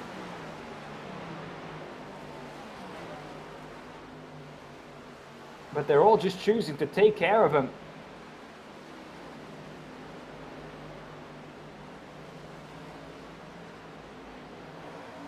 And was it unnecessary time lost in the pit stop for Jonas Varna and Leon?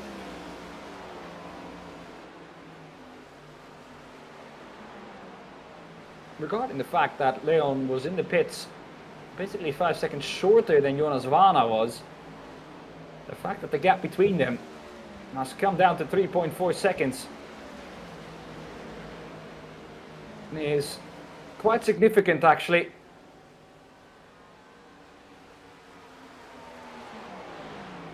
Top left of your screen, we will only have a 33 lap race.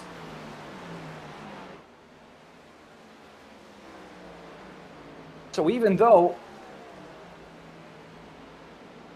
the checkered flag might not come out at 33 laps, once we do finish it,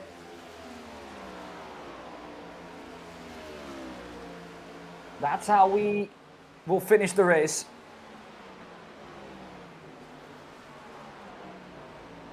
Marco Bortolotti now to P2.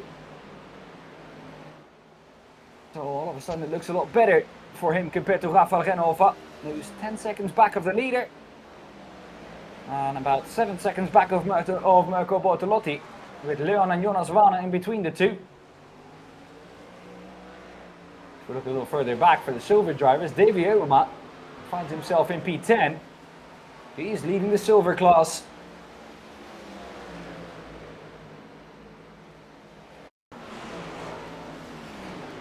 If you look at a replay of Andrea Frasinetti, round he goes into the wall. Hopefully he stays off the oval. He does not, he does come back on.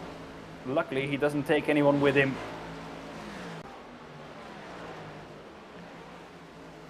Both the drivers are a lap down already. Even to this man, Davy Eulema. Oh my goodness! Save of the What year. a save! Oh no. He does hit the wall, but that could have been much, much worse for the 999 of Jens Fiedler. Yeah, to be fair, that was a great save, and once these tires are cooked from a drift, there's absolutely no grip for like a lap afterwards. If you try to save these cars, you can keep steering oversteer, understeer, oversteer, understeer constantly. So this was mighty impressive from Jens Fiedler. Just 4 more laps to go now, team, and Walter Lux at the front looks comfortable, and it seems to be that taking tires here was the wrong choice. I might correct you there, Dan. I think there's 33 green laps once there was a caution in the first 3 laps.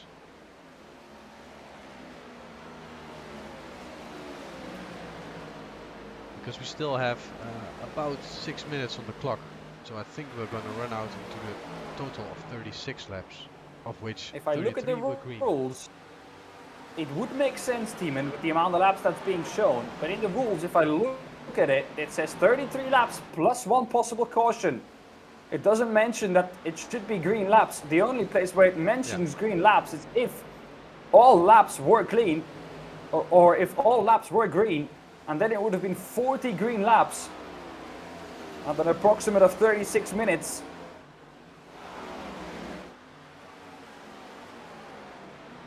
Yeah, we'll see what happens in 2.5 laps then, Dan. I don't think the checkered flag will be out from iRacing itself, since it does say 36 laps. But if we look at the rules, I don't know how they're going to do it. But it looks like lap 33, the end of lap 33, will put that result in the books as it is.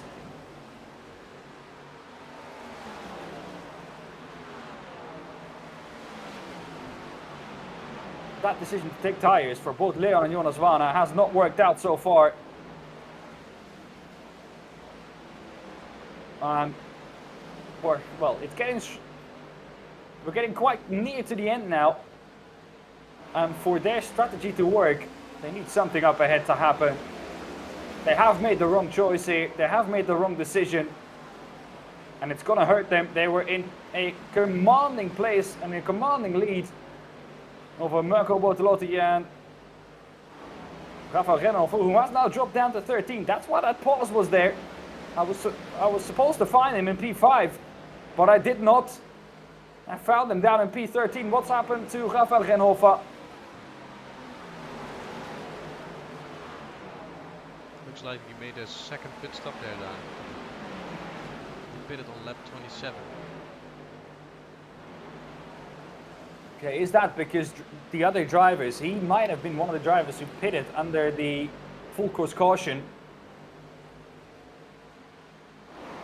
Well, here we go then, we're getting close soon to the end of lap number 33. As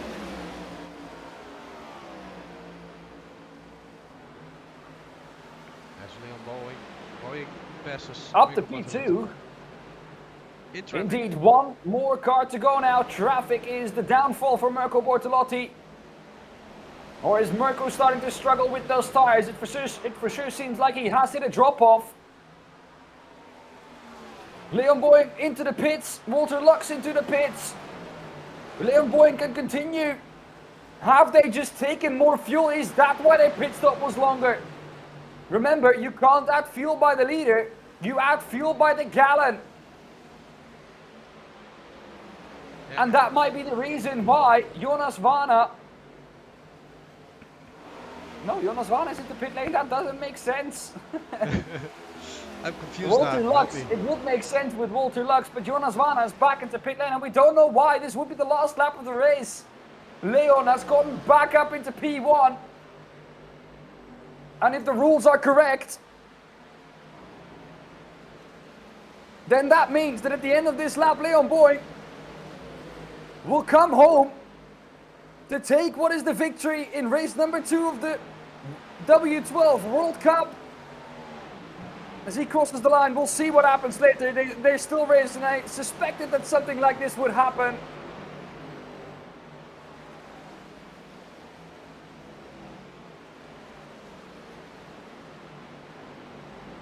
I think we're gonna Mirko run out Bortolotti. the laps down. 36 laps.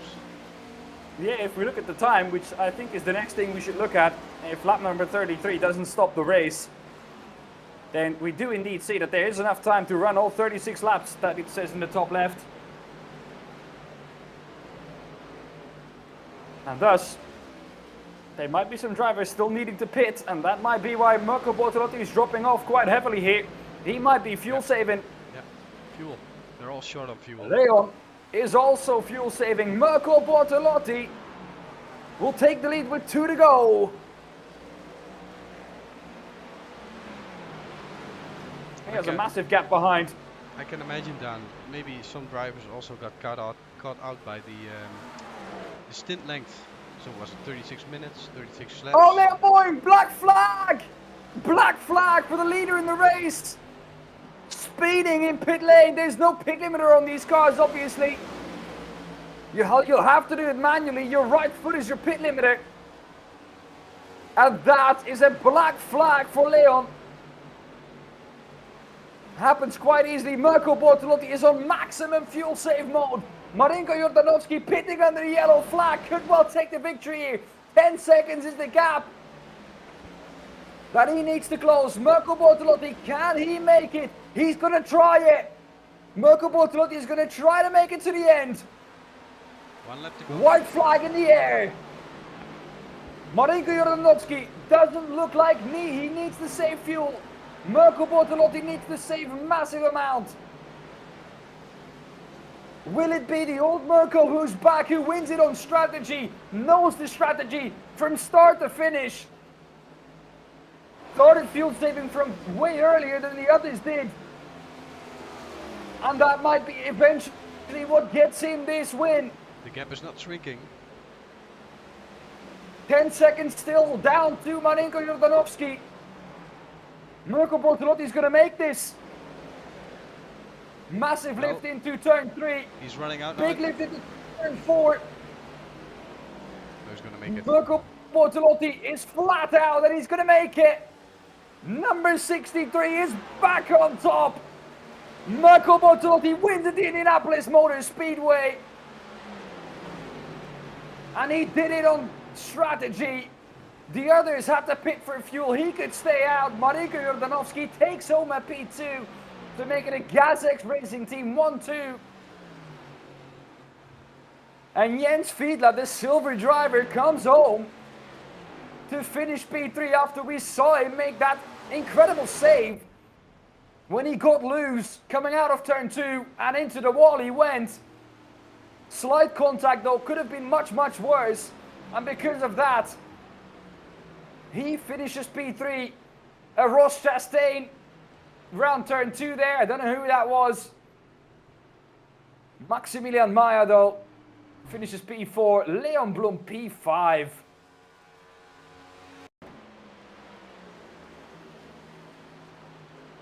Well, we'll see if they take the result at the end of lap number 33. Kimon Sapini. Out of fuel. Out of fuel as well.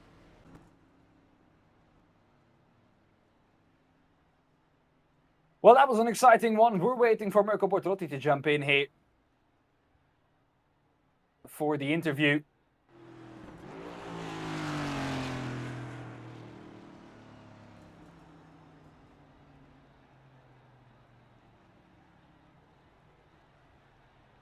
What a race that was, Tiemann. It was a race of, well, what looked like at the beginning just pure speed and tire management, but it came down to fuel management in the end. A GasX Racing 1-2, led by Mirko Bortolotti and then Mariko Jordanovski. They'll be happy with that result. Jens Fiedler, the silver driver, on the overall podium, will also be extremely happy with that and will take home the silver victory as well. Second in the silver is Thomas Kiefer, third in the silver, Jan Lins. Our boy Jan Lins from the coming tribute earlier on in the W12 Sprint Series season. Maximilian Meyer fourth, Leon Blum fifth, Walter Lux in sixth, Jonas Vana seventh, Thomas Kiefer in eighth, Rafael Rettenhofer ninth, Ivan Ferrari in 10th. And well, our winner of the Race of Champions, Jonas Vana, P7 only, will take 7 points. And with that, he might drop behind Mirko Bortolotti. He will drop behind Mirko Bortolotti. Thomas Kiefer P8, Rafael Rettenhofer P9, Ivan Ferrari 10th, Hugo Rob, Jan Lins, Anton Abe, Hendrik Augustin and Hendrik Steurer. That is your top 15. Kimon Saponi then in P16 ahead of Gustavo Xavier. Then Davy Aroma P18, Sean Ter P19, Benedict Hitz in P20, P21 for Timo Pitts, Leon Blum, Patrick Dana, Lucas Baza, Bernhard Geberger, Mario Suk, Christoph Hatos, Mario Truma, Christian Ablesa, Stefano Pellegrino, Andrea Frasinetti, Robin Regalski, René Reusla, Michiel Haverens, Gustav Bergström, Callum Lux, Florian and Martin Stadtmann. The drivers a lap or more down. Yeah, and Dan, look at Marius Zug. He was in a great position after the Race of Champions. Now plus 26 points on his 2 points from the Race of Champions. So a big blow to his chances tonight. Well, you can't really afford a result like that. Because of that now, he has to have almost a perfect evening from here on to the end of it. And that's going to be difficult with the competition he has, Marius Zug. Not impossible, but will be very difficult. However, Marius Zug, 26 points. Even with a great result after the Race of Champions and this, it might be very, very difficult to at least keep himself up there at the top. A top 3 not out of the question though, here, Tiemann. As I do think... Oh, I was going to say, we do have Mirko Bortolotti into the commentary booth, but he decided that he'd had enough of listening to us already. He went back to the draw. Indeed, we're going to the draw now, and then we'll go to a quick intermission, but we're changing servers. See you in a bit.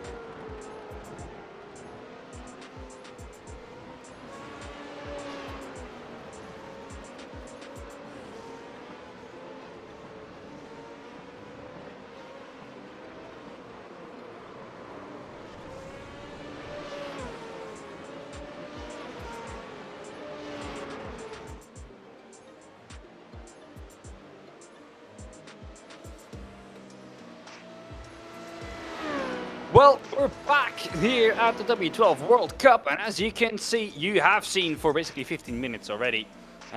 We have landed on the World Series by Renault 3.5 at the Fuji International Speedway. And what a track this is. 3-lap average qualifying.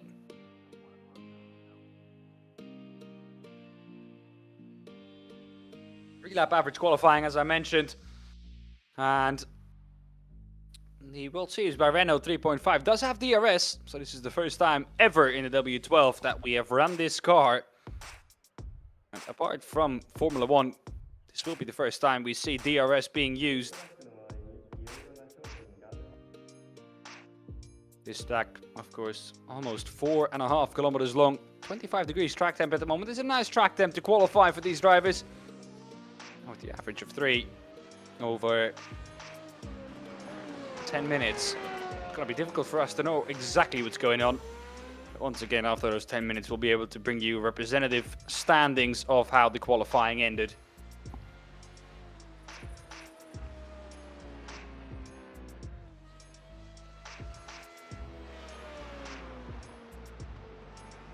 Well then, this track laid at quite a bit of an altitude. 584 meters above sea level. And of course, we're in Japan. Mount Fuji in the background. There it is. There she is. And of course, this majestic last sector.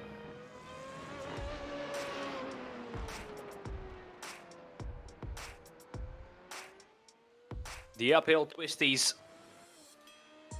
I can't wait for our drivers to send it around Fuji.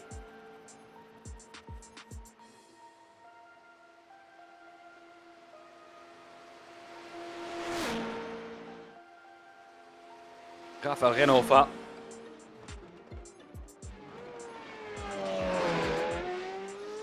The driver we are on board with. This is on his first lap. Down to turn 1. Down to 4th gear. Very quick left-hander, and then this long right-hander kills your neck in real life. Kills your tires in the sim. Still coming up to temperature somewhat. That's great to see that DRS flap open, and you can see how big that DRS flap is. Not here though. On the main straight you'll see it open. The twisty bits now uphill. This is a great sector to be on board with Rafael Renova. You can see how difficult it is even in this car.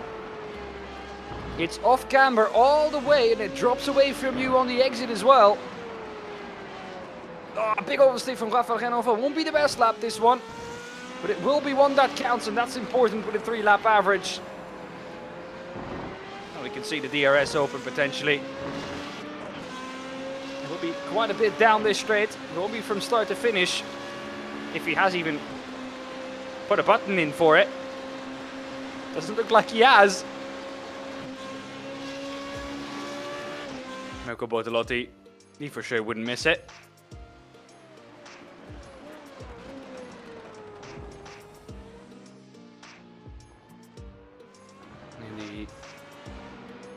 Red Bull livery colours.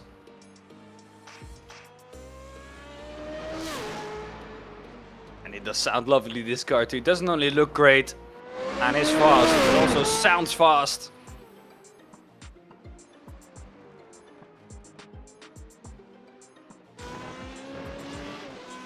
See, we're on board with Marco Bortolotti now. If his DRS works. Who knows, they might not be able to use it in qualifying actually. But it for sure does have it, because we had a, in the green room, we had a very confused Rafael,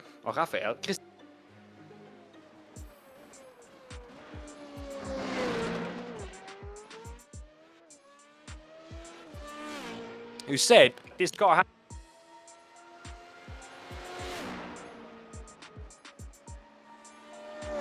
Here we go, this time the fix is quicker. But who said that this car had DRS, and never since then we've believed that it has. I don't know if you have any proof of anyone using it, but it would make sense.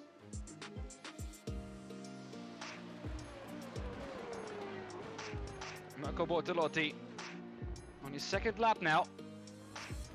Not so mistake from him there.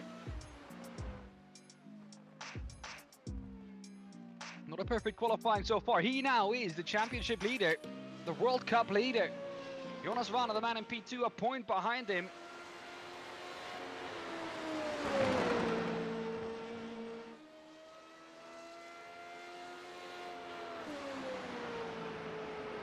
I mean, this right-hander absolutely kills your front left.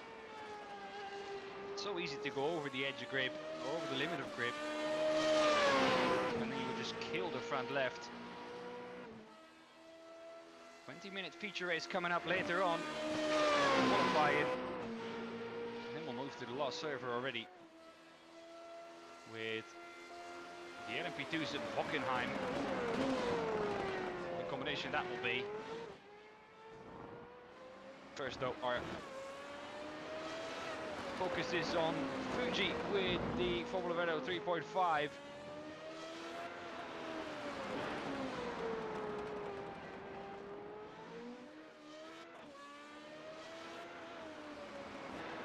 Certainly looks quick with Marika Jordanovski.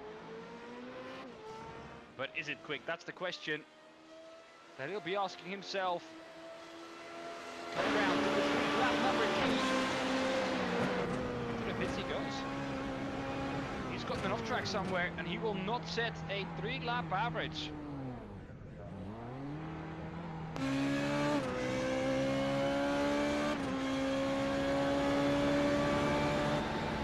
Chance of seeing if the DRS worked for him. Jonas Vana 26.984. If he is using DRS, he's not getting a lot by it, is he? Jonas Vana, we haven't seen him in the regular W12 Sprint Series season. Before Rafael Renova came along, he would usually be the one closest to Marco Bortolotti. You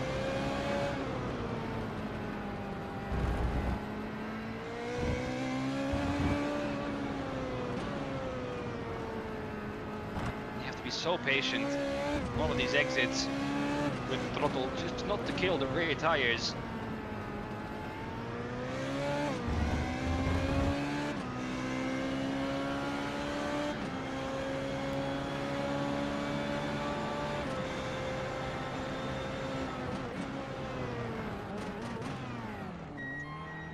As he also pits at the end of his 4th lap. So that's his 3-lap average done.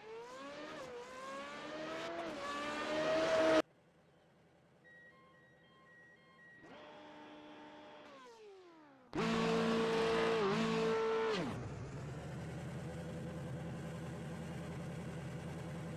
couple of drivers practicing their starts as well. Standing starts in these cars. Something which is very important. Get a good start. Nope. Oh my goodness, that sounds lovely. Listen to that.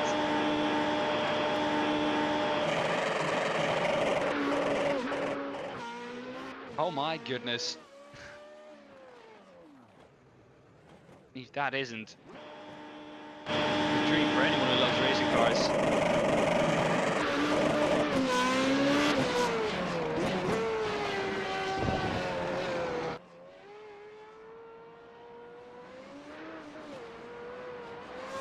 Ablasa has to watch out he doesn't burn the clutch with that amount of practice starts in a row.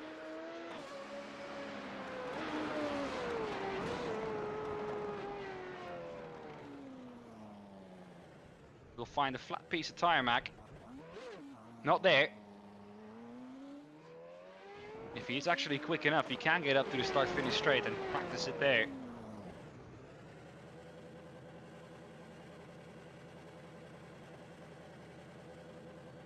Is he going to do another one? Let's hope for Christian, just in general, that he just has a bit better luck. So I think there might have been a slight typo from Christian Ablasa on his number for this car. 998. Should be 999.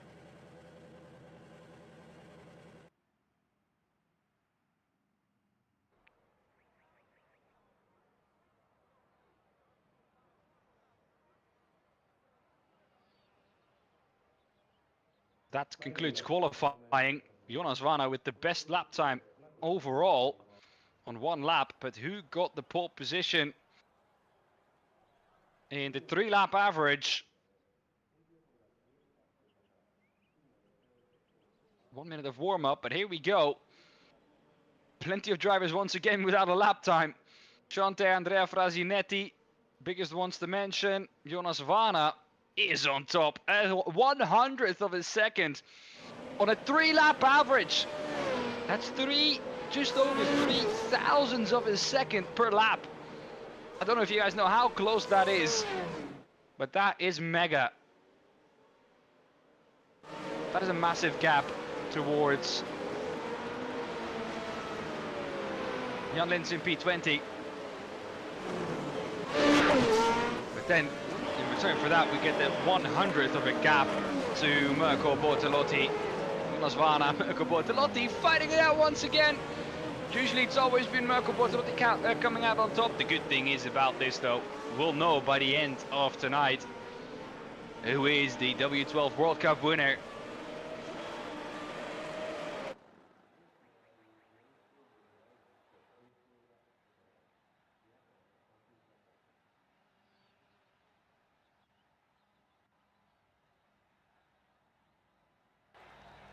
Well, here we go then. Here's the grid. Jonas Vana ahead of Mirko Bortolotti, Leon in P2 or in P3, Hendrik Augustin P4, Rafa Renova, Michiel Havertz, Maximilian Maya, Walter Lux, Callum Lux, and Benedict Hitz rounding off the top 10. Hugo Roob, then Hendrik Störa P12, P13 for Bernard Giberga, Robin Rogalski P14, 15 Patrick Daniel, Lucas Baza P16, Jens Fiedler P17, Christian Ablasa P18, Gustav Bergström P19, Jan Lins in P20, Christoph Hatos, Chante, Andrea Frasinetti, René Lammers, and all drivers below that without a lap time. Mirko Bortolotti asking everyone to grid ASAP and then being the last one to grid. That has something ironic about it. Here we go then. Waiting for the 5 red lights to be on the gantry. They're out, we're underway and racing. Mirko Bortolotti gets a mega start immediately up the inside of Jonas Vana. He has to go the long way round, Mirko Bortolotti, bit wide of the apex. Nice racing though by the two of them. Jonas Vana, can he keep his nose in there for the left-hander? Yes, he can. And he does get back into P1. Leon then in P3 keeps his 3rd place. Rafael Renova up 1. Maximilian Maya up 2. Callum Lux, Benedict Hitz up 3. Hendrik Augustin and Michiel Havertz down 4 and 3 respectively. Walter Lux with a black flag in the background. P11 that is. Oh, Callum Lux off the road as well. Drops outside of the top 20 with that mistake.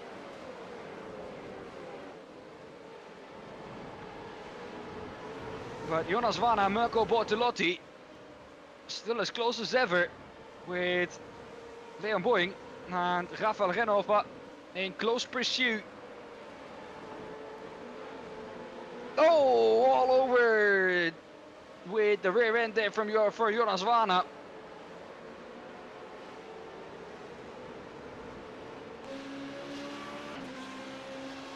Mirko Bortolotti will have a chance here. Can he open DRS already? Has he opened DRS? He's not opened DRS, it's still closed. Slipstream will have to do the job.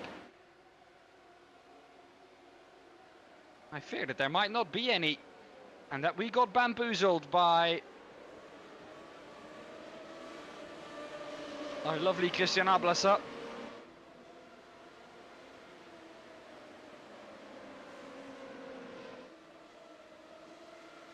Mirko Bortolotti now under pressure again from Rafael Renova.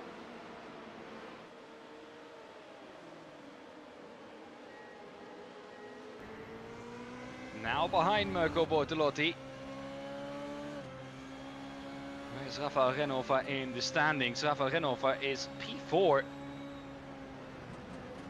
on just 12 points. He's for sure still in with a shot at this win.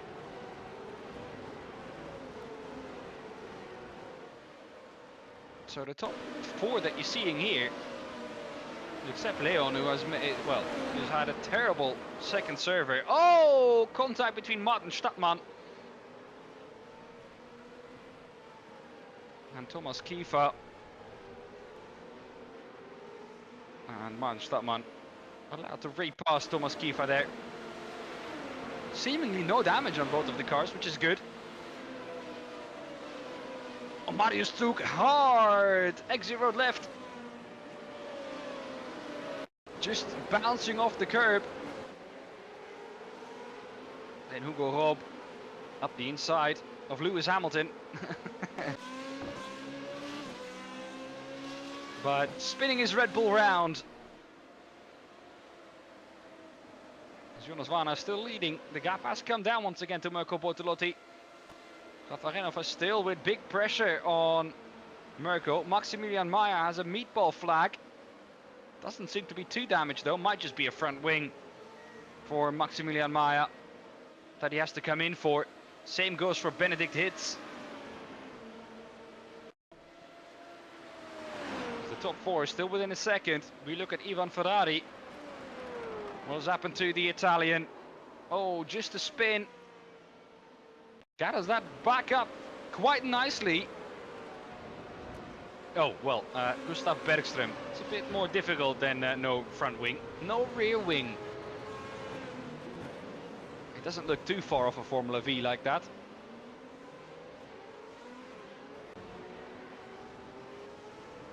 Here's your top 4 in one picture. You could throw a blanket over the top 4.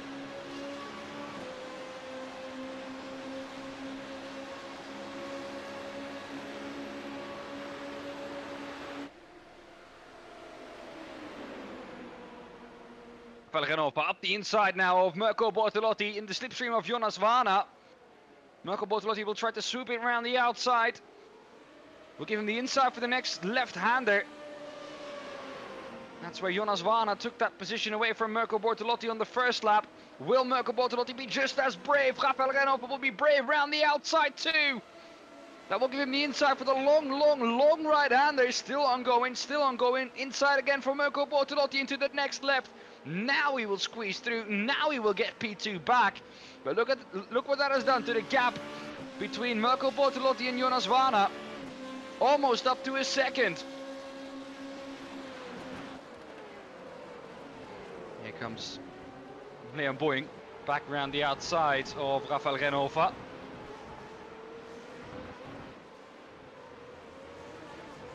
Michiel Haverens also able to stick quite closely to the top 4.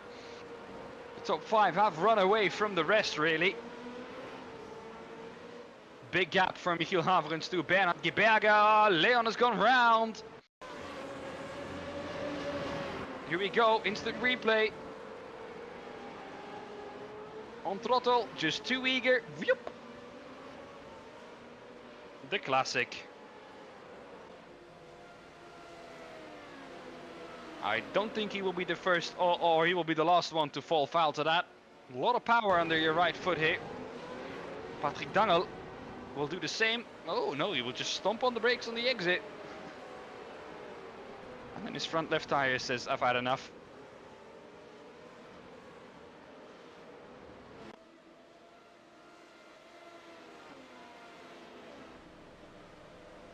Mirko Bortolotti has now officially lost slipstream on Jonas Varna. Rafael Renova is in prime position to go for a move on Mirko Bortolotti if he keeps this close. Christian Ablasser down the order.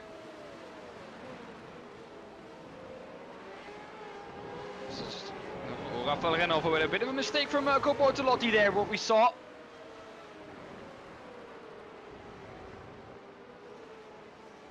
That allows Rafael Renova to close up slowly but surely.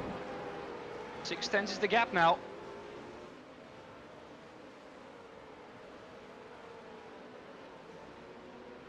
And Jonas Varna, the front of the field, will look in his mirror and hope that the two behind him start fighting like they have done in the regular season.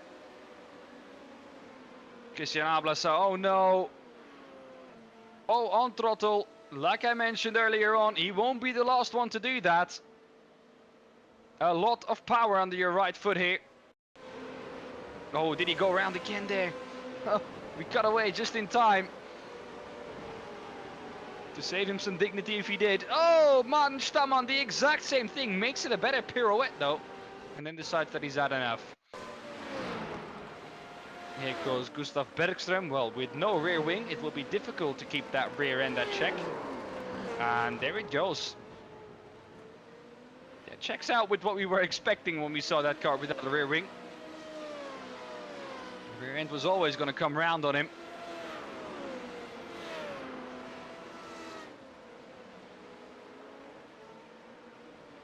Gap between Jonas Vana and Mirko Bortolotti is staying mostly the same now. Now that Mirko Bortolotti is also not really under any pressure anymore from Rafael Renhofer behind.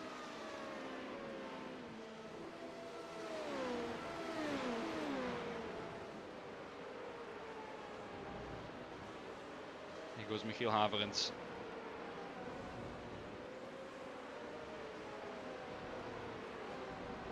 We're looking at Gustavo Xavier, the Brazilian. Much more at home on the road courses here. In the Formula Renault, as he, I think, picks up P8. No, he doesn't. It was a back marker facing the wrong direction.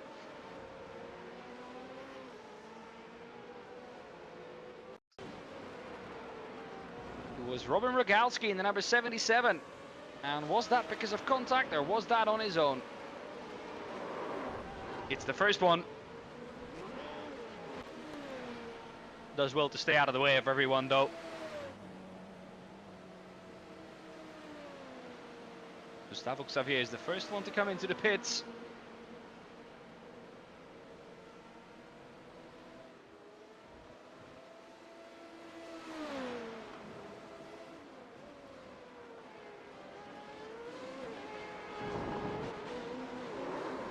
No, Marinko Jordanovski. Round he goes. That was live. That was not even a replay. Marinko Jordanovski. The curse of the broadcast. The moment we went to him, he went round. So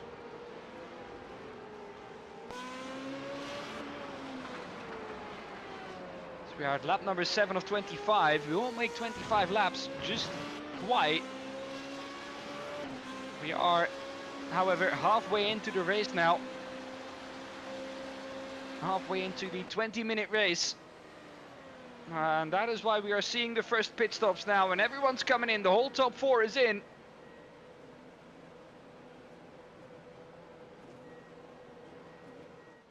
Bernhard Geberger is in. Marius Soek, next one. Yeah, he will come in. There he is in the background. Andrea Frasinetti up next. Then Florian Stadtmann. And Thomas Kiefer. Everyone into the pits now. Halfway done. Everyone deciding to take this opportunity to dive into the pits.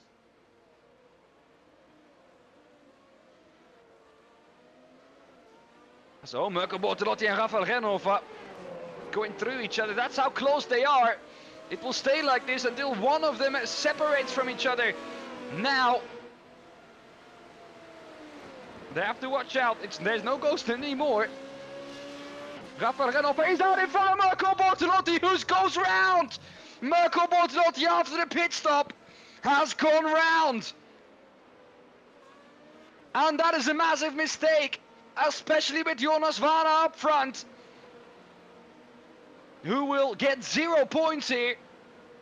And with that, gain back basically everything he lost on Mirko Bortolotti. He had to stay close to be in contention. The rear end just coming round on him, and from that point onwards, he could do nothing to save that. It was opposite lock. And the car decided it had enough. Look at what that has done though. Michiel Haverens now up into P3. And up onto the podium for the first time in his overall career.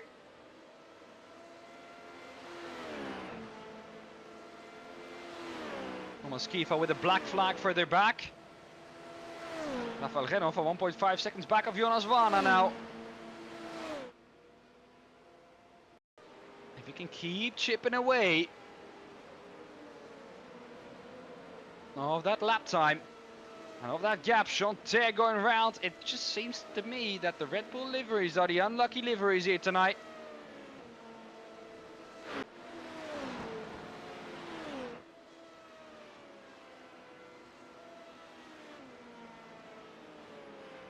Here we go, the Lotus livery from Jonas Vana, serving injustice.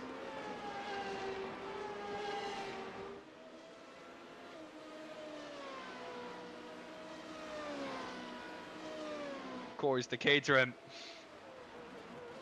not a car that's known for driving at the front of a Formula 1 grid, at least. But Jonas Vana is doing everything he can to keep that thing at the front.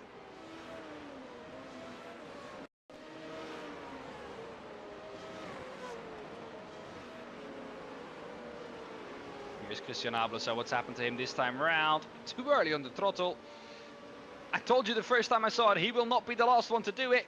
I don't think Christian Abel will be the last one to do it either. Jonas Vana still 1.5 seconds. Lap time pretty much equal, 1:57.7 last time round. 1:27.5 for both drivers. When will the slipstream start to help Rafael Renhofer to gain a bit of extra lap time? He needs to catch up. Here's your top 5. Jonas Vana, Rafael Renhofer, Michiel Havertz, Mirko Bortolotti down in P4 after his spin. Hendrik Augustin in P5. Bernhard Geberga, P6. Then Marius Zug in P7. Andrea Frasinetti in the background in P8. Then P9 is for Anton AB, who is side by side with Gustavo Xavier. The Brazilian being shown the outside, decides the better of it though.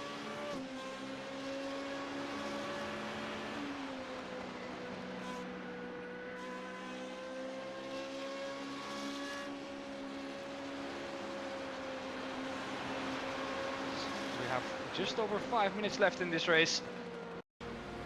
We're getting to the business end now of server number 3. And this will decide how we go into the final server of the evening. And so far it looks like Jonas Vana is going to have the best papers to take home the W12 World Cup.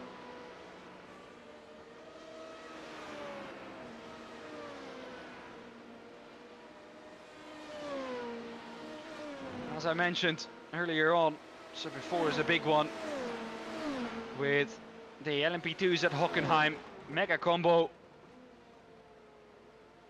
Like I said, we were looking forward to that one, but first we had to deal with this one, and so far Jonas Vana is dealing with it perfectly. Gustavo Xavier, after being shown the outside, has dropped back a bit from Anton Abe. Chanter now the next one with a black flag. That can't be from the pit still. Can it? Might be an off-track limit reached. But the gap down to 1.2 between Jonas Vana and Rafael Renhofer. If Rafael Renhofer can close the gap and overtake Jonas Vana, it will help him massively going into the last server.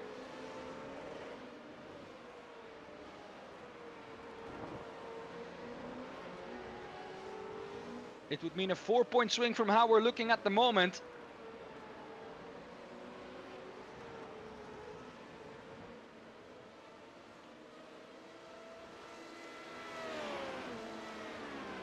And 1.2 seconds is within that range where slipstream starts working. And this front stretch is so long here at Fuji.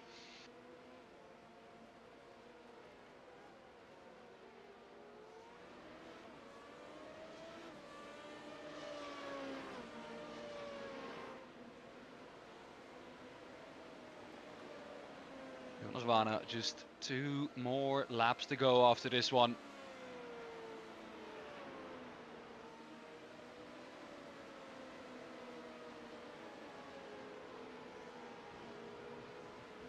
will look to try and close down what will be his second victory of the evening, showing that he can do it on the road courses as well. He was strong in the ovals, but a tactical mistake there. This would decided the race for him.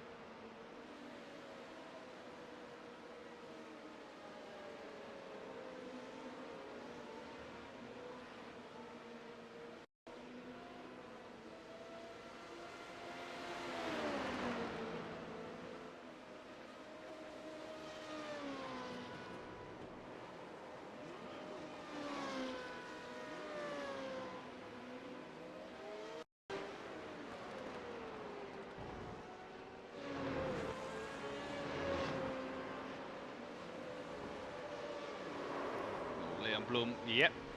Once again, someone might just be too quick into the corner. But once again, someone losing the rear end of the Formula Renault 3.5. Jonas Vana has opened up the gap to about 2 seconds to Rafael Renhofer. This is what he needed.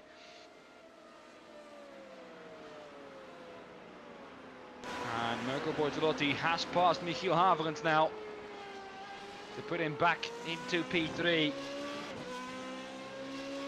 And that is 1 point less that he will have on his total tally. And this is how it happened on the straight. It's fairly straightforward pass for Mirko Bortolotti.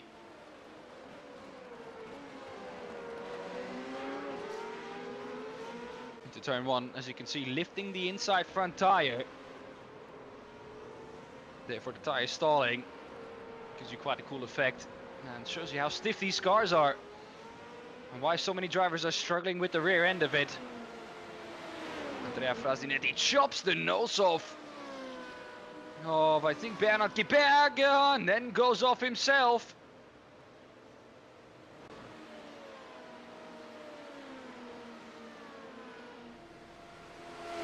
Here we go, white flag is in the air.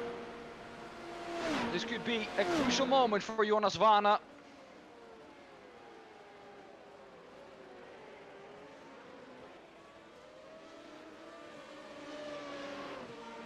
Has been a long servant to the W12 Sprint Series.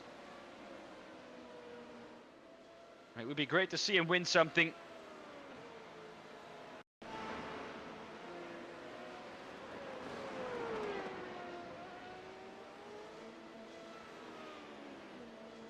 René Lammers, oh, so close to gathering that back up, but sadly going round and then deciding he's had enough. Jonas Vana has been majestic tonight, and he's about to add another win to his tally. Just this last sector to go, and it's not just any last sector. It's not just your ordinary last sector here at Fuji. It's anything but. Patience needed, but he can take it safe. Jonas Vana rounds off the final corner and sends it towards the start-finish line to take the checkered flag and put himself in pole position going into the last server at Hockenheim in the LMP2s. Rafael Renhofer takes the second place. Mirko Bortolotti gathers it back up and gets P2 or P3 after a spin coming out of the pits. Michiel Haverens then finishes P4. Great result for Michiel as well. He would have hoped for a podium, but finishing fourth behind Jonas Vana, Rafael Renhofer and Mirko Bortolotti, I think is not a bad result. Bernhard Kieberger wins in the silver class, and Marius Zug 7th ahead of Anton Abe in 8th, Andrea Frasinetti 9th, and Gustavo Xavier rounding off the top 10. Well, a mega race once again from Fuji International Speedway. A track that provides us with great racing, especially with that long back straight. As Leon Blum has a black flag, he will get that time added to his overall racing time. And, well, why not? Just like last time, will drag Jonas Vana straight into the boot.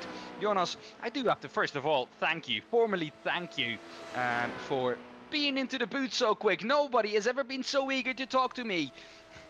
Well, it's always a pleasure talking to you, boys. So you know you did well when you can talk to you. So That's very true. Jonas, another majestic victory from you. You looked in control from start to finish.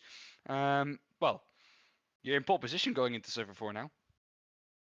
yeah, like I don't know if I want to be in pole position. It's always a lot of pressure when you are the one being hunted. But I think I mean LMP2 and Hockenheim is a good combo. So I guess I can make it happen today. Finally.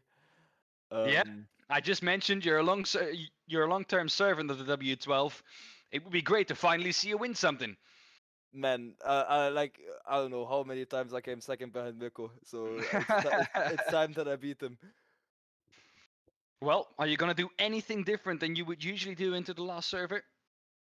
No, I think prep-wise, I mean, since you have not a lot of time in practice, it's just getting the most laps in, and then yeah, just trying to build that confidence towards quali and the race, and yeah, just see it as the same race every time. I think that works best. How did you enjoy this combo, the Formula Renault 3.5 here at Fuji? I never really drove it. Like I actually had to buy it beforehand, so it was the first time driving it. I really enjoyed it. I think the car is great. I mean, obviously it's an old car in iRacing, so I guess it's always a pleasure driving older cars. And then you have cars that actually make fun. I mean, there were times where I drove cars that I didn't really enjoy, but this one was special. I mean, Fuji obviously is a great combo for Formula cars, I guess. And yeah, so I really enjoyed it. Well, Jonas, once again, congratulations on another victory. And hopefully for you, we'll be able to talk to you once again after server 4. I sure hope so, man. I sure hope so. Jonas Vana, your winner in the Formula Renault 3.5s here at Fuji. Well, that's been it for server number 3. Mega result for Jonas Vana. He puts himself in pole position. Mirko Bortolotti with a bit of a mistake with that spin. He finishes in P3, and in between those two, it's Rafael Renova. Who else to take and to capitalize on the mistakes happening ahead? Michiel Haverens finishing just outside of the podium, his best finish in the W12 so far. Hendrik Augustin in 5th, ahead of Bernard Geberga in 6th, Marius Zuk in 7th, Anton Abe in 8th, Andrea Frasinetti in 9th, and Gustavo Xavier in 10th. Then Florian Stadtmann in 11th, Jens Fiedler 12th, Jan Lins in P13. That's your top 4 in the silvers as well. Walter Lux in P14, Leon Boying in P15, Marinko Jordanovski P16, Timo Pitts P17, Christoph Hatos in P18, Leon Blum 19th, and Christian Ablasa down in P20.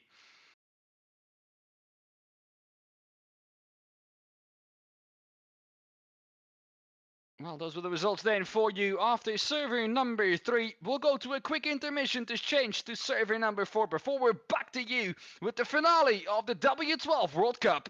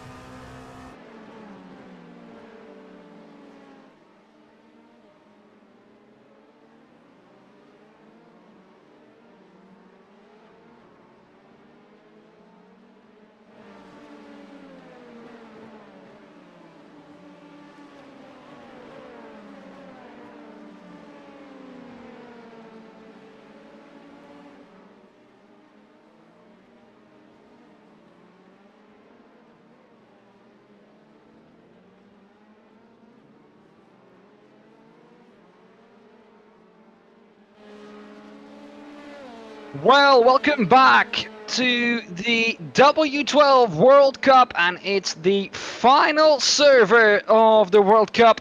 It's LMP2s at Hockenheim, and as you can see in the background, it is wet. We couldn't have asked for a better finale than this. And what a place to have a finale at. Back in 2024, Mirko Bortolotti won the DTM championship here. This year, sadly, he was out of contention before he even got to Hockenheim. How quickly that can turn. But what a track this is, and what a car this is to round off the World Cup in. We've been to all continents now. And once we've had this race, we'll be able to tell you who is the new W12 World Cup champion. Because last year's champion, Daniel Holmer, the Swedish driver, not invited back this year. It's an invitational event only. So for him, sadly no retention of that crown that he has called his own for a year straight. 20 minutes of practice have just gone by almost now. A one-lap shootout in qualifying to round off the W12 World Cup. Jonas Warner just a tenth behind Rafael Renhofer. But in these wet sessions, it's always just a case of putting in the lap as late as you can. And hopefully then, you'll get the best track conditions possible.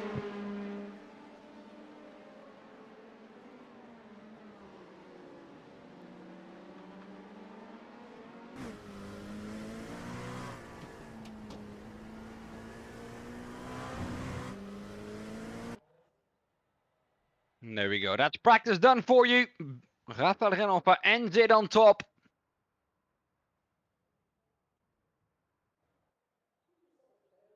But Jonas Warner will be happy with just the top 3 start.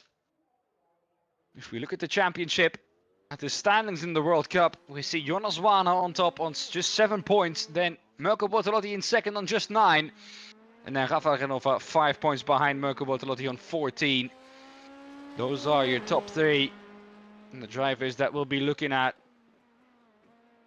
going into this server. Maniki Jordanovsky on just 26 points also still has an outside chance, as it's dried up significantly here for qualifying. We might see some drivers try it on dry tires here.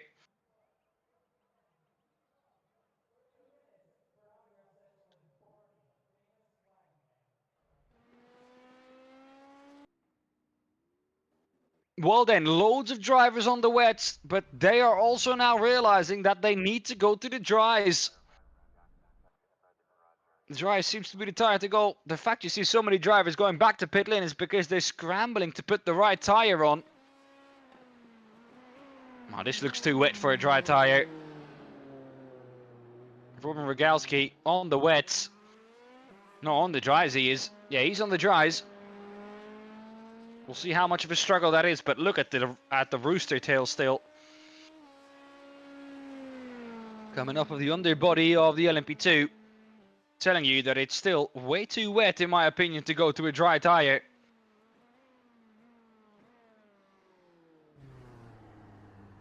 Yep, and I think Robin Rogalski is finding that out now, especially when he turns his steering wheel to the right and the car is going straight. Here's Christian Ablasa. He's on the wets, and just see the difference in grip.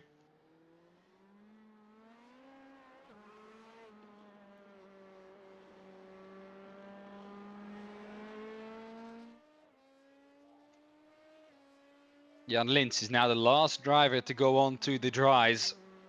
The last driver to be on the dries, and I feel like that might be the wrong decision.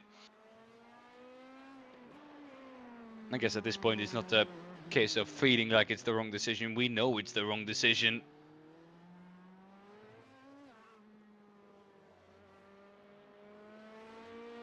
Dries is not the quickest tire in these current conditions, but you have to stick with it now.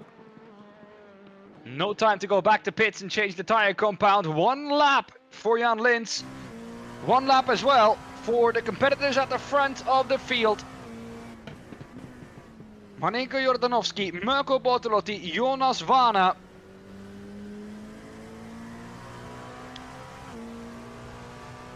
It's Rafael Renhofer the drivers will be looking at.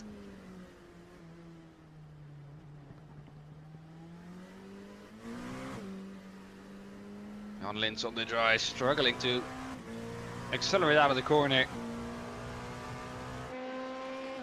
I don't think this 1 lap is enough to get these tires up to working temperature.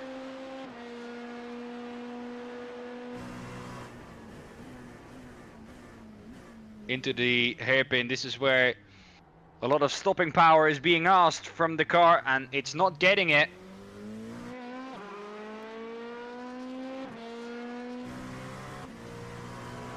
Gathers it back up though, Jan Lins. This is gonna be tricky, and this theory, but doable.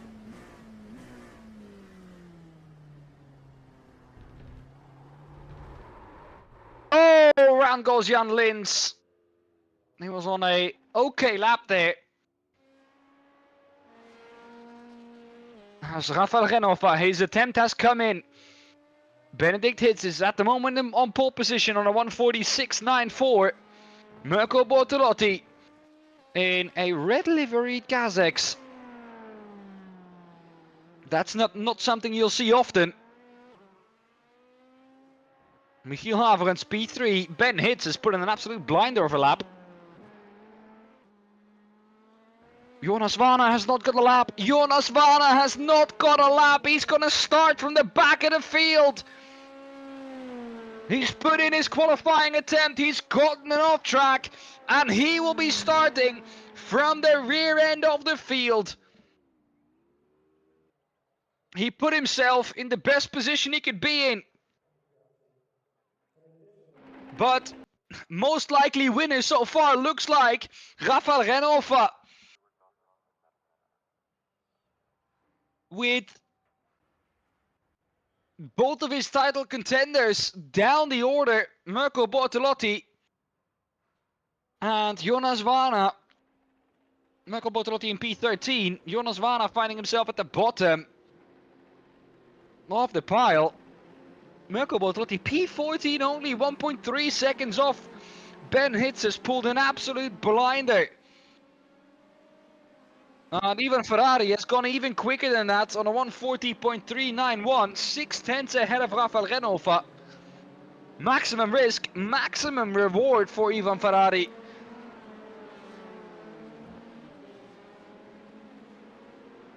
And that will be your starting grid, but look down there. Jonas Vana P25 and no time. I can't believe my eyes.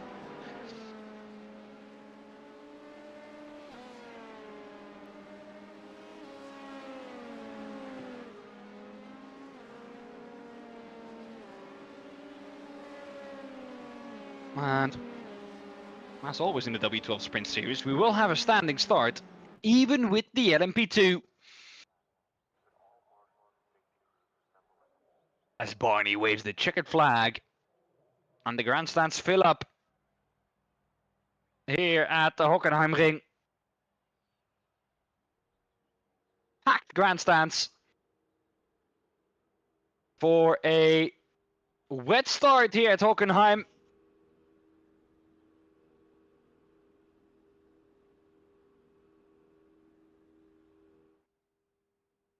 With Ivan Ferrari on the front row and Ben Hitz next to him. Then Rafael Renhofer in P3. And P4 for Michiel Haverens, Chanter P5, Andrea Frasinetti P6, Marius Zug P7, René Lammers P8, Walter Lux P9, and Maximilian Maya rounding off the top 10. Martin Stammmann and Leon Boing behind him in 11th and 12th. Everyone is on the wet tires. Nobody gambling for the dries after the qualifying session they've just had. Not even Jan Lins, not even Thomas Kiefer, the drivers at the back of the grid. 5 red lights are on, we're out, underway and racing. Benedict Hitz with a mega start. Rafael Renhofer with a better one than even Ferrari as well. Benedict Hitz on the inside though. with the better line. But Rafael Rennhofer all over the back of him. Once again, is shown the outside, Rafael Rennhofer. In the background though, where's Mirko Bortolotti? In the middle of it, 3 wide. That's never where you want to be, but he does make it work. And Jonas Vana has already gotten up to P20. Good start for Jonas, but he needs more. He needs more.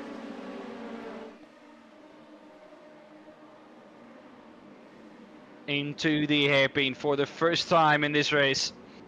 This is where all things can go awry. I think Mirko has got some flashbacks to the DTM finale. He's gone wide on purpose there. Just to make sure he is not hit by anybody.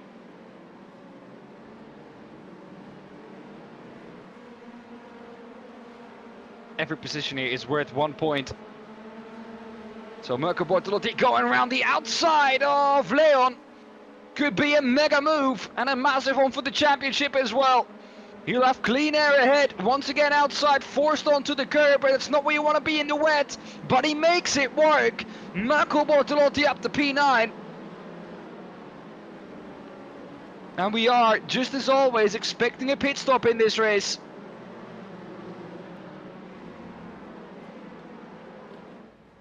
Jonas Vana.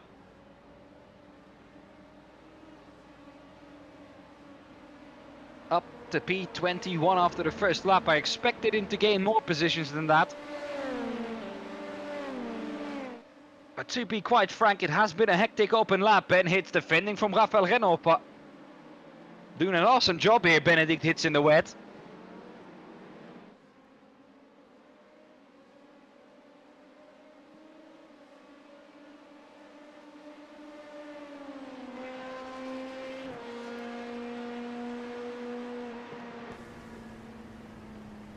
On board here with Rafael Rennhofer. The spray isn't that bad. Jonas Vana, replay on Jonas Vana. And this can never be a good thing. Up the inside, is it too much, too late? It's too, oh my goodness! He gets taken out! And that must be massive damage on the rear end of Jonas Vana. Him or Pitts is the driver hitting him. The car looks visibly fine.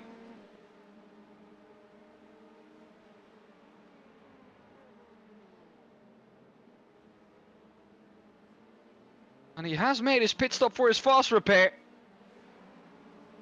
So if it does transition to dry, he's left out to dry here. But Jonas Vana getting the René Rast treatment into the hairpin. How unlucky can one be? Rafael Rennhofer checking the points. And if he finishes first, he would need Mirko Bortolotti to finish 5th or lower.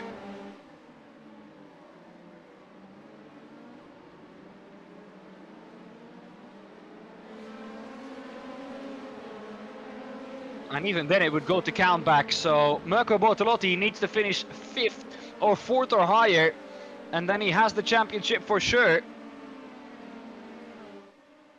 If he finishes 6th or lower, Rafael Rennhofer with the victory would be your World Cup winner. So once again, at the end, it seems to come down to the 2 championship protagonists of the normal season. Rafael Rennhofer can't dispatch of Ben Hitz, but it has happened now. Ben Hitz with the mistake. And it allows Rafael Rennhofer through into the race lead, and now Rafael Rennhofer will start to stretch his legs. Can Benedict Hitz stay close to him? Christoph Hatos into the chicane, or into the hairpin once again. Here we go. Yo, just too late. Just too late, and there we find a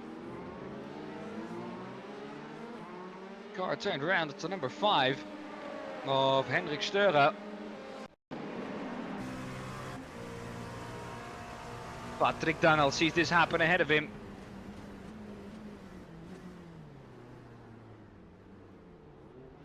Oh my goodness. Having to go the long way round.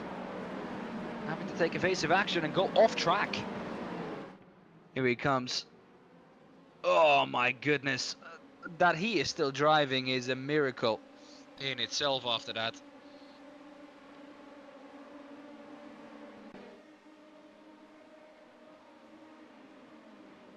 Here he is, Rafael Genova. Will need to stretch his legs. If he can just stay here and drag a couple of drivers with him.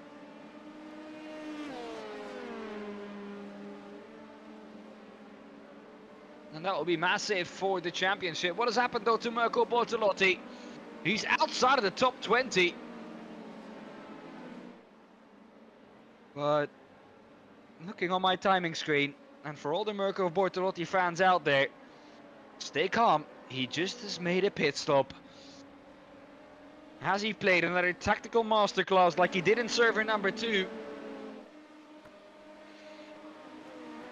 That's one Italian. Here is another, Andrea Frasinetti.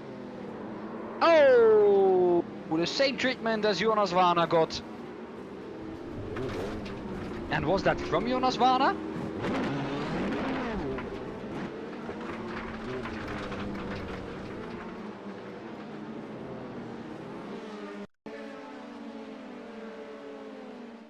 It was Marius Zug. Yeah, of course it's Marius Zug. We saw a BS Plus livery. Couldn't have been anyone else, really.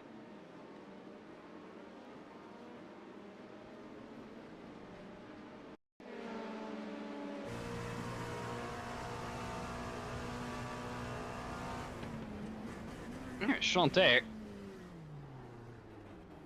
Oh my goodness, he had to make his pit stop after that. Nowhere to go.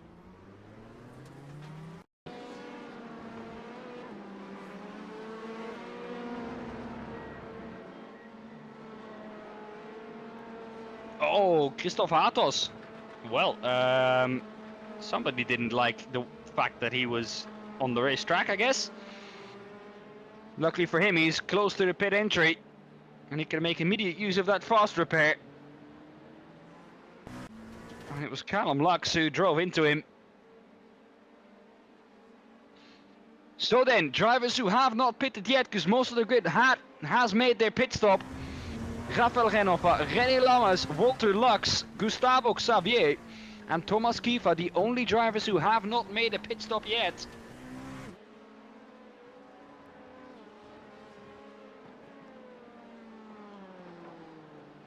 And everyone is still on wets. Are these drivers hanging it out there because they think they can go to dries?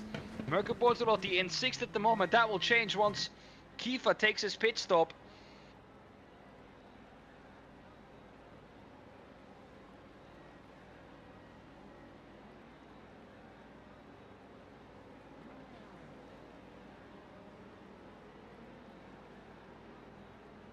Rafael Genova into the pits. René Lammers, same for him. Lux, Xavier, Kiefer, all into pit lane. Mirko Bortolotti could emerge as high as 30, which would be terrible news for Rafael Genova. But what has happened to Rafael Genova? He's not come back out of the pits. He's out of the car. Mirko Bortolotti is leading the race. Both of his championship rivals have dropped out. Jonas Vana, P9 for him. Oh, this could be a massive end to the race. Jonas Vana up to P8. These last 11 minutes will be crucial to his championship. He said he didn't like to be the hunted. Well, the hunted has very much turned into the hunter now. He just has to watch out he doesn't get careered into the back of again in the hairpin. Martin Stadtmann, Mirko Bortolotti's teammate, trying everything he can to hold up a charging Jonas Vana. He's come second to Mirko Bortolotti so many times. Will today finally be the day where that changes? Martin Stadtmann goes round. He decides that he has had enough of this. Back to the pits he goes. Oh my goodness.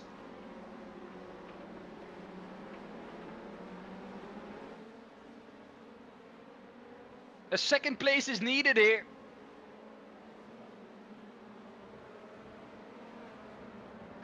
Even if he gets a second place, he won't win it. He needs to win the race. Because if we go to count back, the worst result for Mirko Bortolotti, I think, was a P6 in the Race of Champions. Apart from that, he's always finishing the top 3. And of course, Jonas Vana on the oval.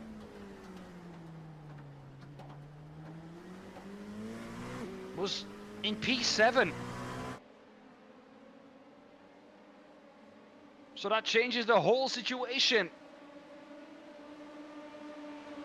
Jonas Vana needs to win this, and that makes it all the more difficult. With the fact that Mirko Bortolotti is up in the lead right now. Marius Sugdo is trying everything he can to put Mirko Bortolotti under that pressure. This is a great train. Marius Sug, René Lammers, Mirko Bortolotti, Maximilian Maya, all involved in it. Here comes the move up the inside. Has a look. Doesn't quite dare to go for it. Different lines though by Marius Sug and Mirko Bortolotti. Look at the difference in speed.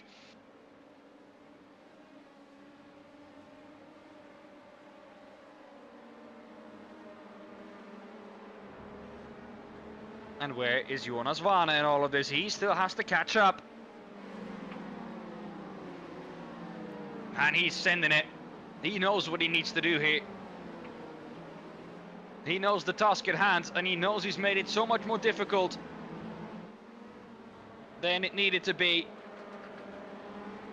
6 seconds the gap, but it has been 6 seconds for quite a while now.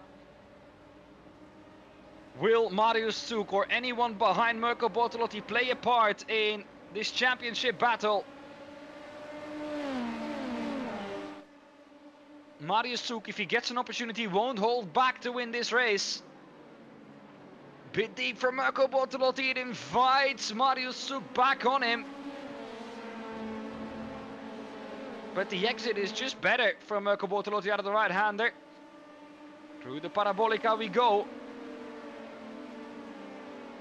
It allows Marius Sug to catch back up a bit. Into the chicane, Mirko Bortolotti slightly defensive, just making sure that Marius Sug doesn't even think about going for it. Oh, was there another mistake from Mirko Bortolotti? No, not quite. That's just the line he's taking. Different lines between these two.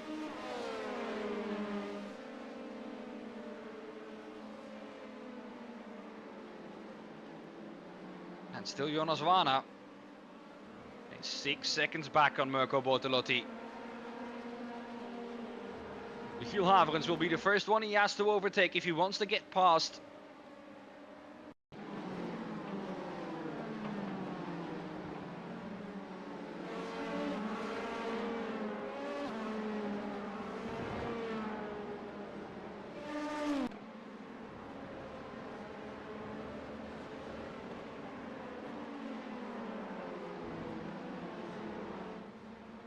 Five tenths is the gap, with 6 minutes on the clock.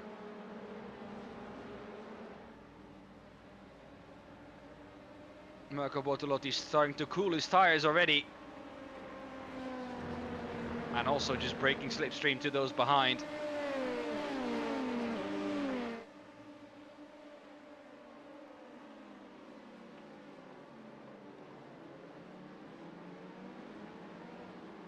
Yeah, look at Mirko. The exit out of that corner is majestic. They just can't keep up.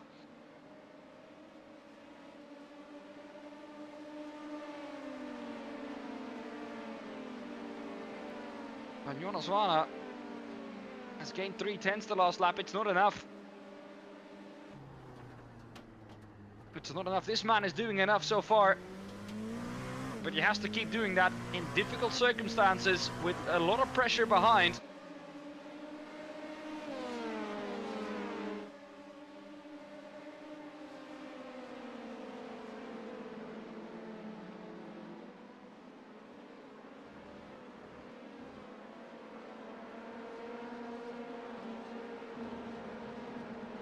Mirko Bortolotti doesn't feel like your usual cork in the bottle. He's starting to stretch his legs. Chante has gotten a black flag. That's his third one of the evening. Clearly struggling with track limits, it seems like. Chante.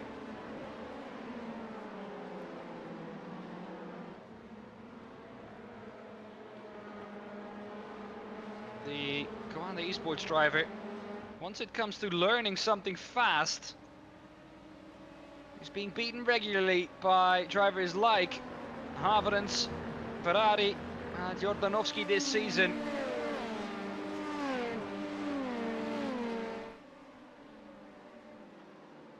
And those drivers were ahead of him again. That's a massive crash though. Michiel Haverens. Was that after contact with Jonas Vana? Here's Christian Ablasa. Right moment, right time this time around. Or was that? No, it was completely off a puddle. Jonas Vana was not even close to it. I bet you Jonas Vana kept full throttle to that.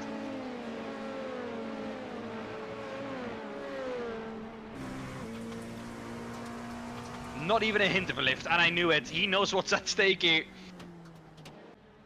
It's either the Shadow Realm or P1 here. That has given Jonas Vana another point off his tally. And the gap is now down to 5 seconds, but there's only also 3 minutes left in the race. Pressure starting to mount on Mirko Bortolotti again. They are starting to stretch their legs. The top three, that is René Lammers, Marius Soek and Mirko Bortolotti.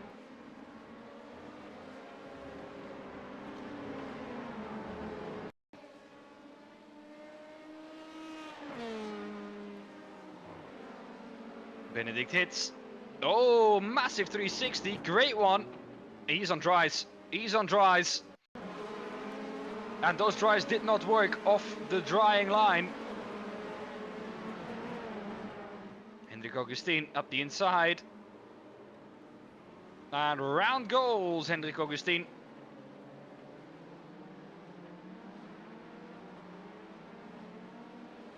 Yeah, Mirko Bortolotti's just not making a mistake. You know it when you have Mirko Bortolotti ahead of you. He will not make a mistake. One of the most consistent drivers out there if you look at the W12 history.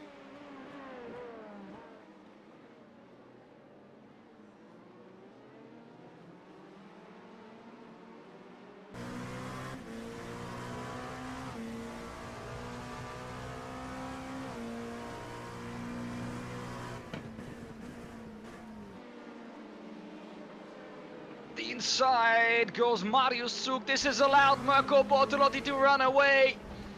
Surely this will be it. Mirko Bortolotti knows he's done enough now. He just needs to keep it on track.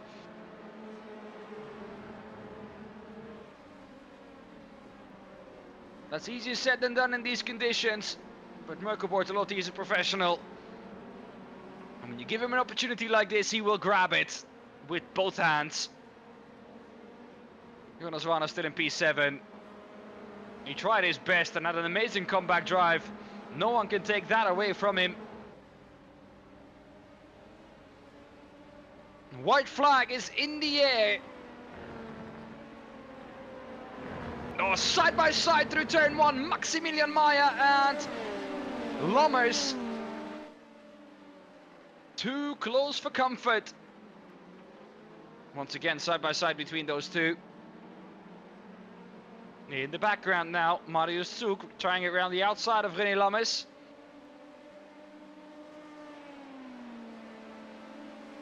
And here comes Ivan Ferrari and Leon Boeing. As Jonas Vana sees 3 wide up ahead. And he will ask himself why he didn't nail qualifying, because that's where it all started. That's what put it in, or what put him that far back in the field. That qualifying that he messed up. Side by side now, up ahead as well. Oh, he's gonna go deep. He's gonna go. Oh, he's gonna get taken out again. Oh my goodness, Jonas Varna. What a race you've had. Does get P6 through all of that. But there's one man who will once again deny Jonas Varna of a trophy, of the biggest trophy. He's had the second biggest so many times behind this man. And Mirko Bortolotti seems to be a step too far again for Jonas Varna. He said he preferred to be the hunter, not the hunted. That turned out to be the case. But Mirko Bortolotti is your World Cup champion of 2026 in the W12 series. After missing out on the regular season championship, he absolutely nails it in the W12 World Cup. And he is your champion of 2026. 2025, do excuse me. 2026 upcoming. You will go into 2026 as the W12 World Cup champion.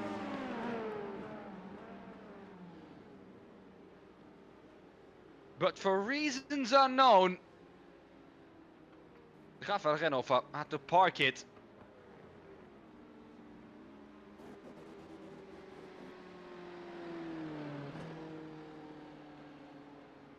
Bernhard Geberger wins the silvers again.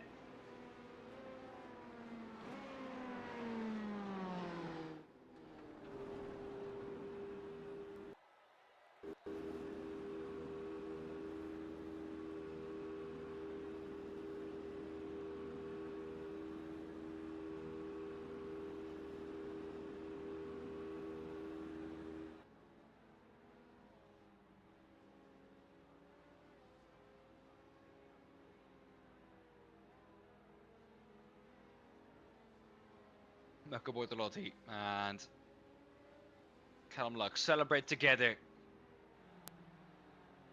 on the exit of turn 1. Here comes Jens Fiedler. Gave it a good go.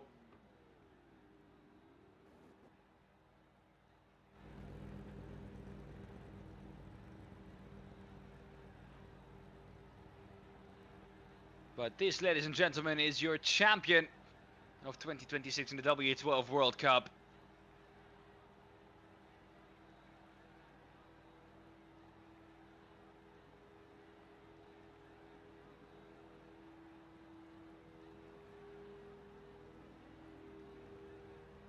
And Jan Lins with that second place, I think, has taken the silver championship.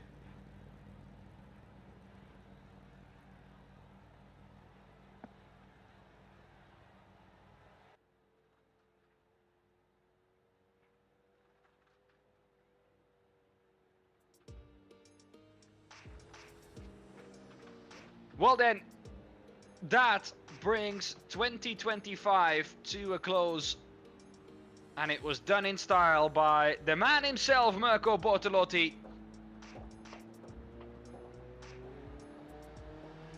We'll start with the interview of our champion of 2025 in the W12 World Cup, Mirko Bortolotti.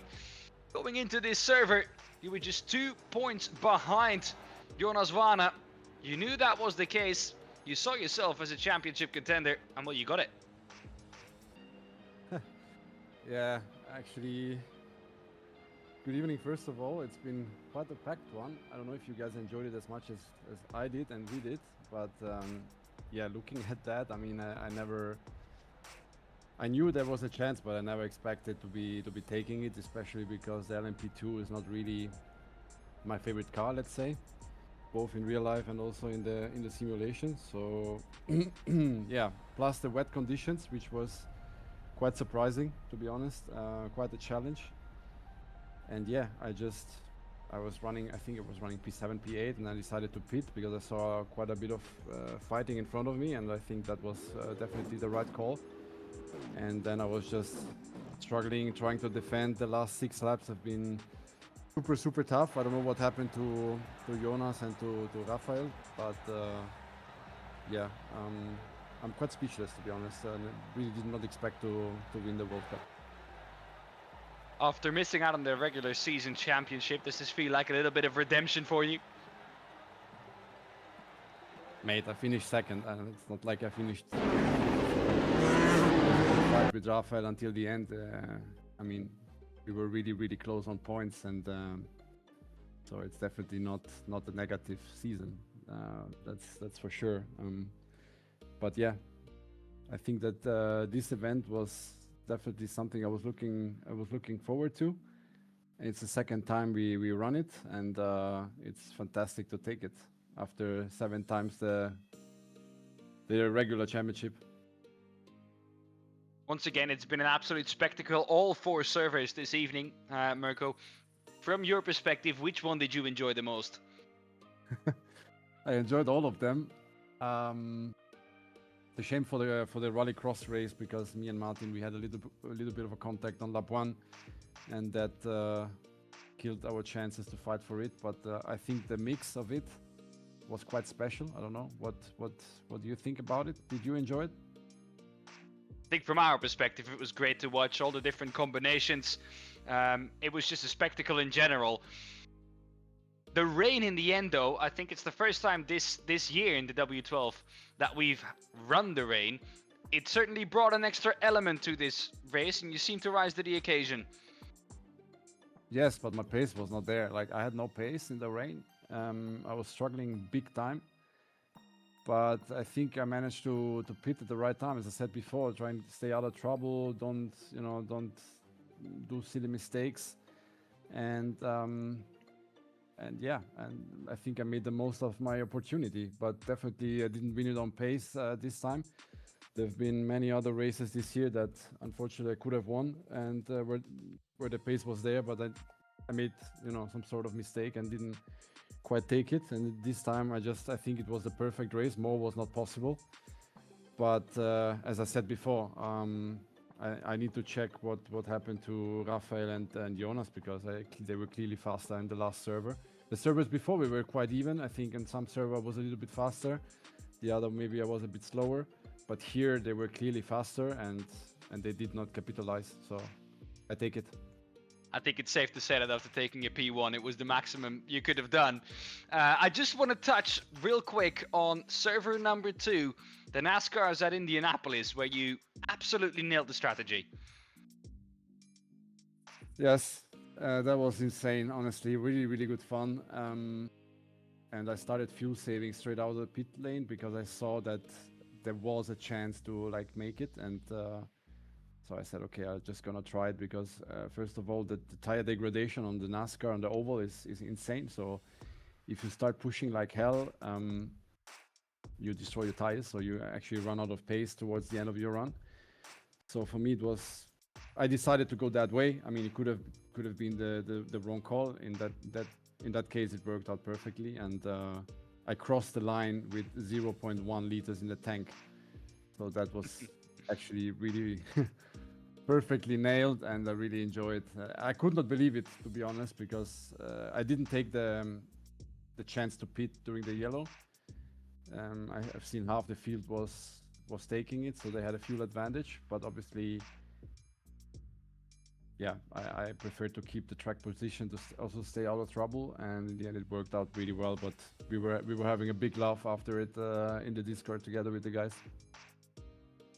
It's been a majestic year for the W12 this year, Mirko. Do you have a couple of final words for everyone at home? Yeah, just enjoy the holidays, enjoy Christmas. Merry Christmas to everyone. Always a pleasure to have you guys on board. And it's been, what is it now, the 4th season or 5th year that we do this together. So thanks also to you, Dan, and yeah, I'm glad that the W12 series helped you become really famous. And from that side, yes, thank me later. But anyways, yes, just Merry Christmas, everyone, and enjoy the holidays. And we are working already on the next season. Awesome to hear. Well, congratulations, Mirko. You are our W12 World Cup champion. Enjoy it. Cheers, guys.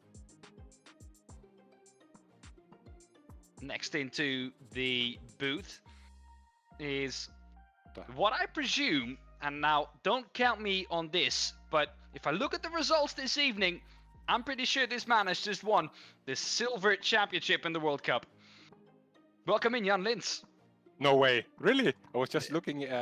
First server, not good result. I didn't come to the feature. Second server, third, then fourth, and second in the last one. Yeah, that could be really nice. Geil. Well, Jan, I don't want to. Don't count me on this, please. But if I look at the overall results, you are the highest finishing silver. Nice. You've done a tremendous job. You've been Nice. extremely consistent. Just tell us about how this evening was for you. Really exhausting. I mean, I'm driving since 1 week. 1 week, I think the last. I don't know if I did the last W. Not, I missed the last W12. I'm driving two-handed now, but Yes. it's really difficult, especially on gravel. And I tried Assetto Corsa Rally, and it's not possible. And also doing fast steering inputs, it's really demanding on the right arm. So just we had rallycross. NASCAR was okay, Fuji was also okay, but now in the rain, wow, the arm aches. But yeah, nice. I sorry for the language. I fucked up Sonoma. I was second in the main, and I was first in front of Ivan. I think he had his Joker lap to do, so I think I would have finished second in front of Marinko, and I just lost it into turn into the last corner, and so I finished just third. But yeah, after that, second, fourth, third, or third, fourth, second.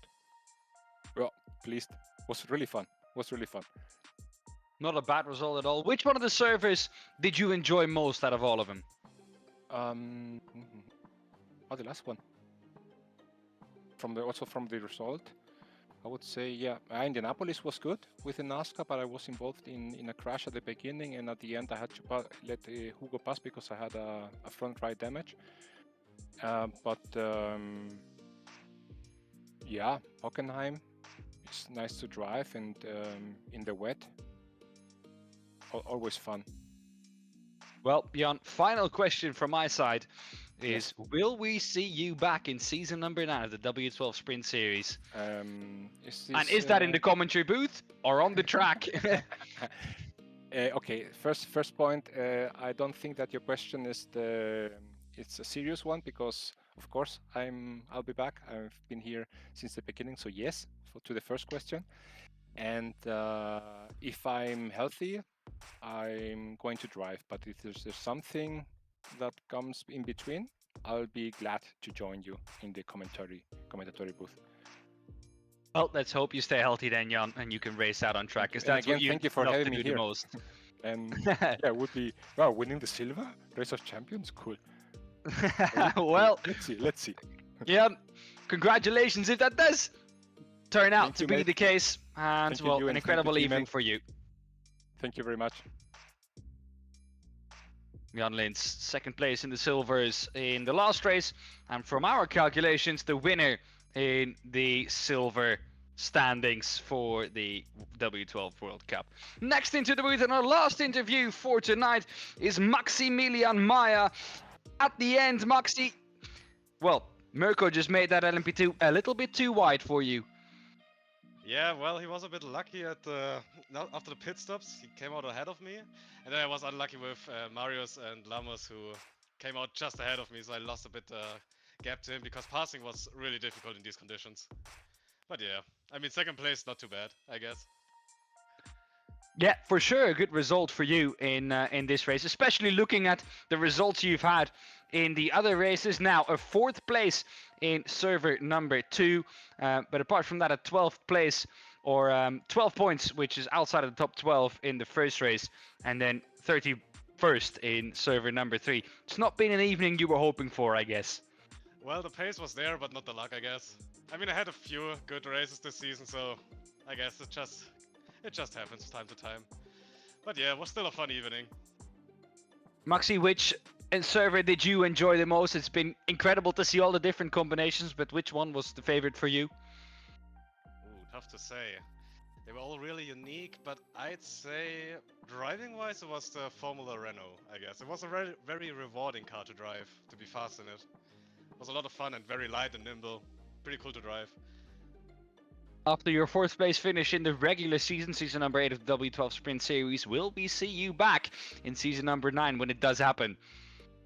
Well, if I get the invite again, 100% I will. I will be there. It was a lot of fun. And also, I have to say a big thanks to all the guys in the background who were organizing all the series. It was a really fun thing to do. I never had such a league like this before. It's a very unique concept, and it's a lot of fun. And also to you guys for the great broadcast throughout the whole season. It was fun to watch it afterwards. Well, Maxi, thank you very much for the nice words. Have you got any final words for everyone at home? Yeah, well, I think it's been a lot of fun this season, like I said, and I hope to see a lot of guys back again next season, because there are a few spots left I need to climb on the leaderboard. Indeed, it is. Well, Maxi, congratulations on your 2nd place finish, and hopefully we'll see you back in season number 9 of the W12 Sprint Series. Thank you guys, have a good one. Maximilian Maya is your 2nd place finisher here tonight. And well, I did say we wouldn't have him into the booth, but we'll quickly drag Bernhard Geberger in. He's had an incredible season in the regular season of the W12 Sprint Series, and once again tonight, he is your silver winner here in the last race at Hockenheim. Bernhard, welcome into the booth. Hello, Dan. Thank you. Bernhard, it's been an incredible evening for you. Great results from your side, and of course picking up the victory here at Hockenheim in the silver class. The last 2 races were really good. The first 2 not so much. Just tell us how you handled the rain out on track today. Careful. But that's more for me. That's like it helps for my style of driving, being a little bit more careful. And in the rain, that's a benefit for me. When it's more about pushing and sprint and dry and qualifying, that's more the strength of other drivers, I guess. Well, Bernhard, throughout this whole season, you've said it multiple times, your strategy basically in every race is stay out of trouble. Have you been able to do that this evening? Yeah, well, I try, but I failed miserably on the NASCAR race because, yeah, there's some people got a bit nervous during the start phase, so someone pushed me from behind, and another one turned in front of me, and I think a bunch of people might have had a black flag because of that, because we passed in front of the start-finish line. I have no idea of oval racing, and I have no idea what you're supposed to do in this situation. I mean, you cannot stop, so I don't know. That was really unlucky, and yeah, it's a pity. But anyway, I have no idea about oval racing, so I didn't expect to be really good there. Bernhard, from all the servers you've driven this evening, which one was your favorite? Was it the start of the World Cup with the Race of Champions in the Rallycross, or was it this last one in the rain? Which one of the four was it? Must have been the last 2. I couldn't really pick a favorite. The Formula Renault was fun, despite I don't really like the track, but in the end it worked out quite nicely for me. And yeah, also there it worked to stay out of troubles. I think a lot of people had one or another mistake there, so I could benefit from that. Well, Bernhard, congratulations on your victory, and thank you very much for the season. Hopefully we'll see you back next season. Yeah, I plan to, and thanks so much for the great streams and commentary. It's a pleasure to watch you. Thank you very much, Bernhard. That was Bernhard Geberger, your winner in the silver class here at the last race in Hockenheim. Well, now our attention turns to you guys at home. It's been an incredible 2025 season. Hopefully we'll be back for plenty more in 2026. Before we do so, though, it's the holidays. It's the Christmas period. We wish you all a very Merry Christmas and a Happy New Year. And hopefully we'll see all of us again in 2026. Stay safe throughout the new year. Come back with all of your 10 fingers still attached. And we'll see you in 2026. Goodbye.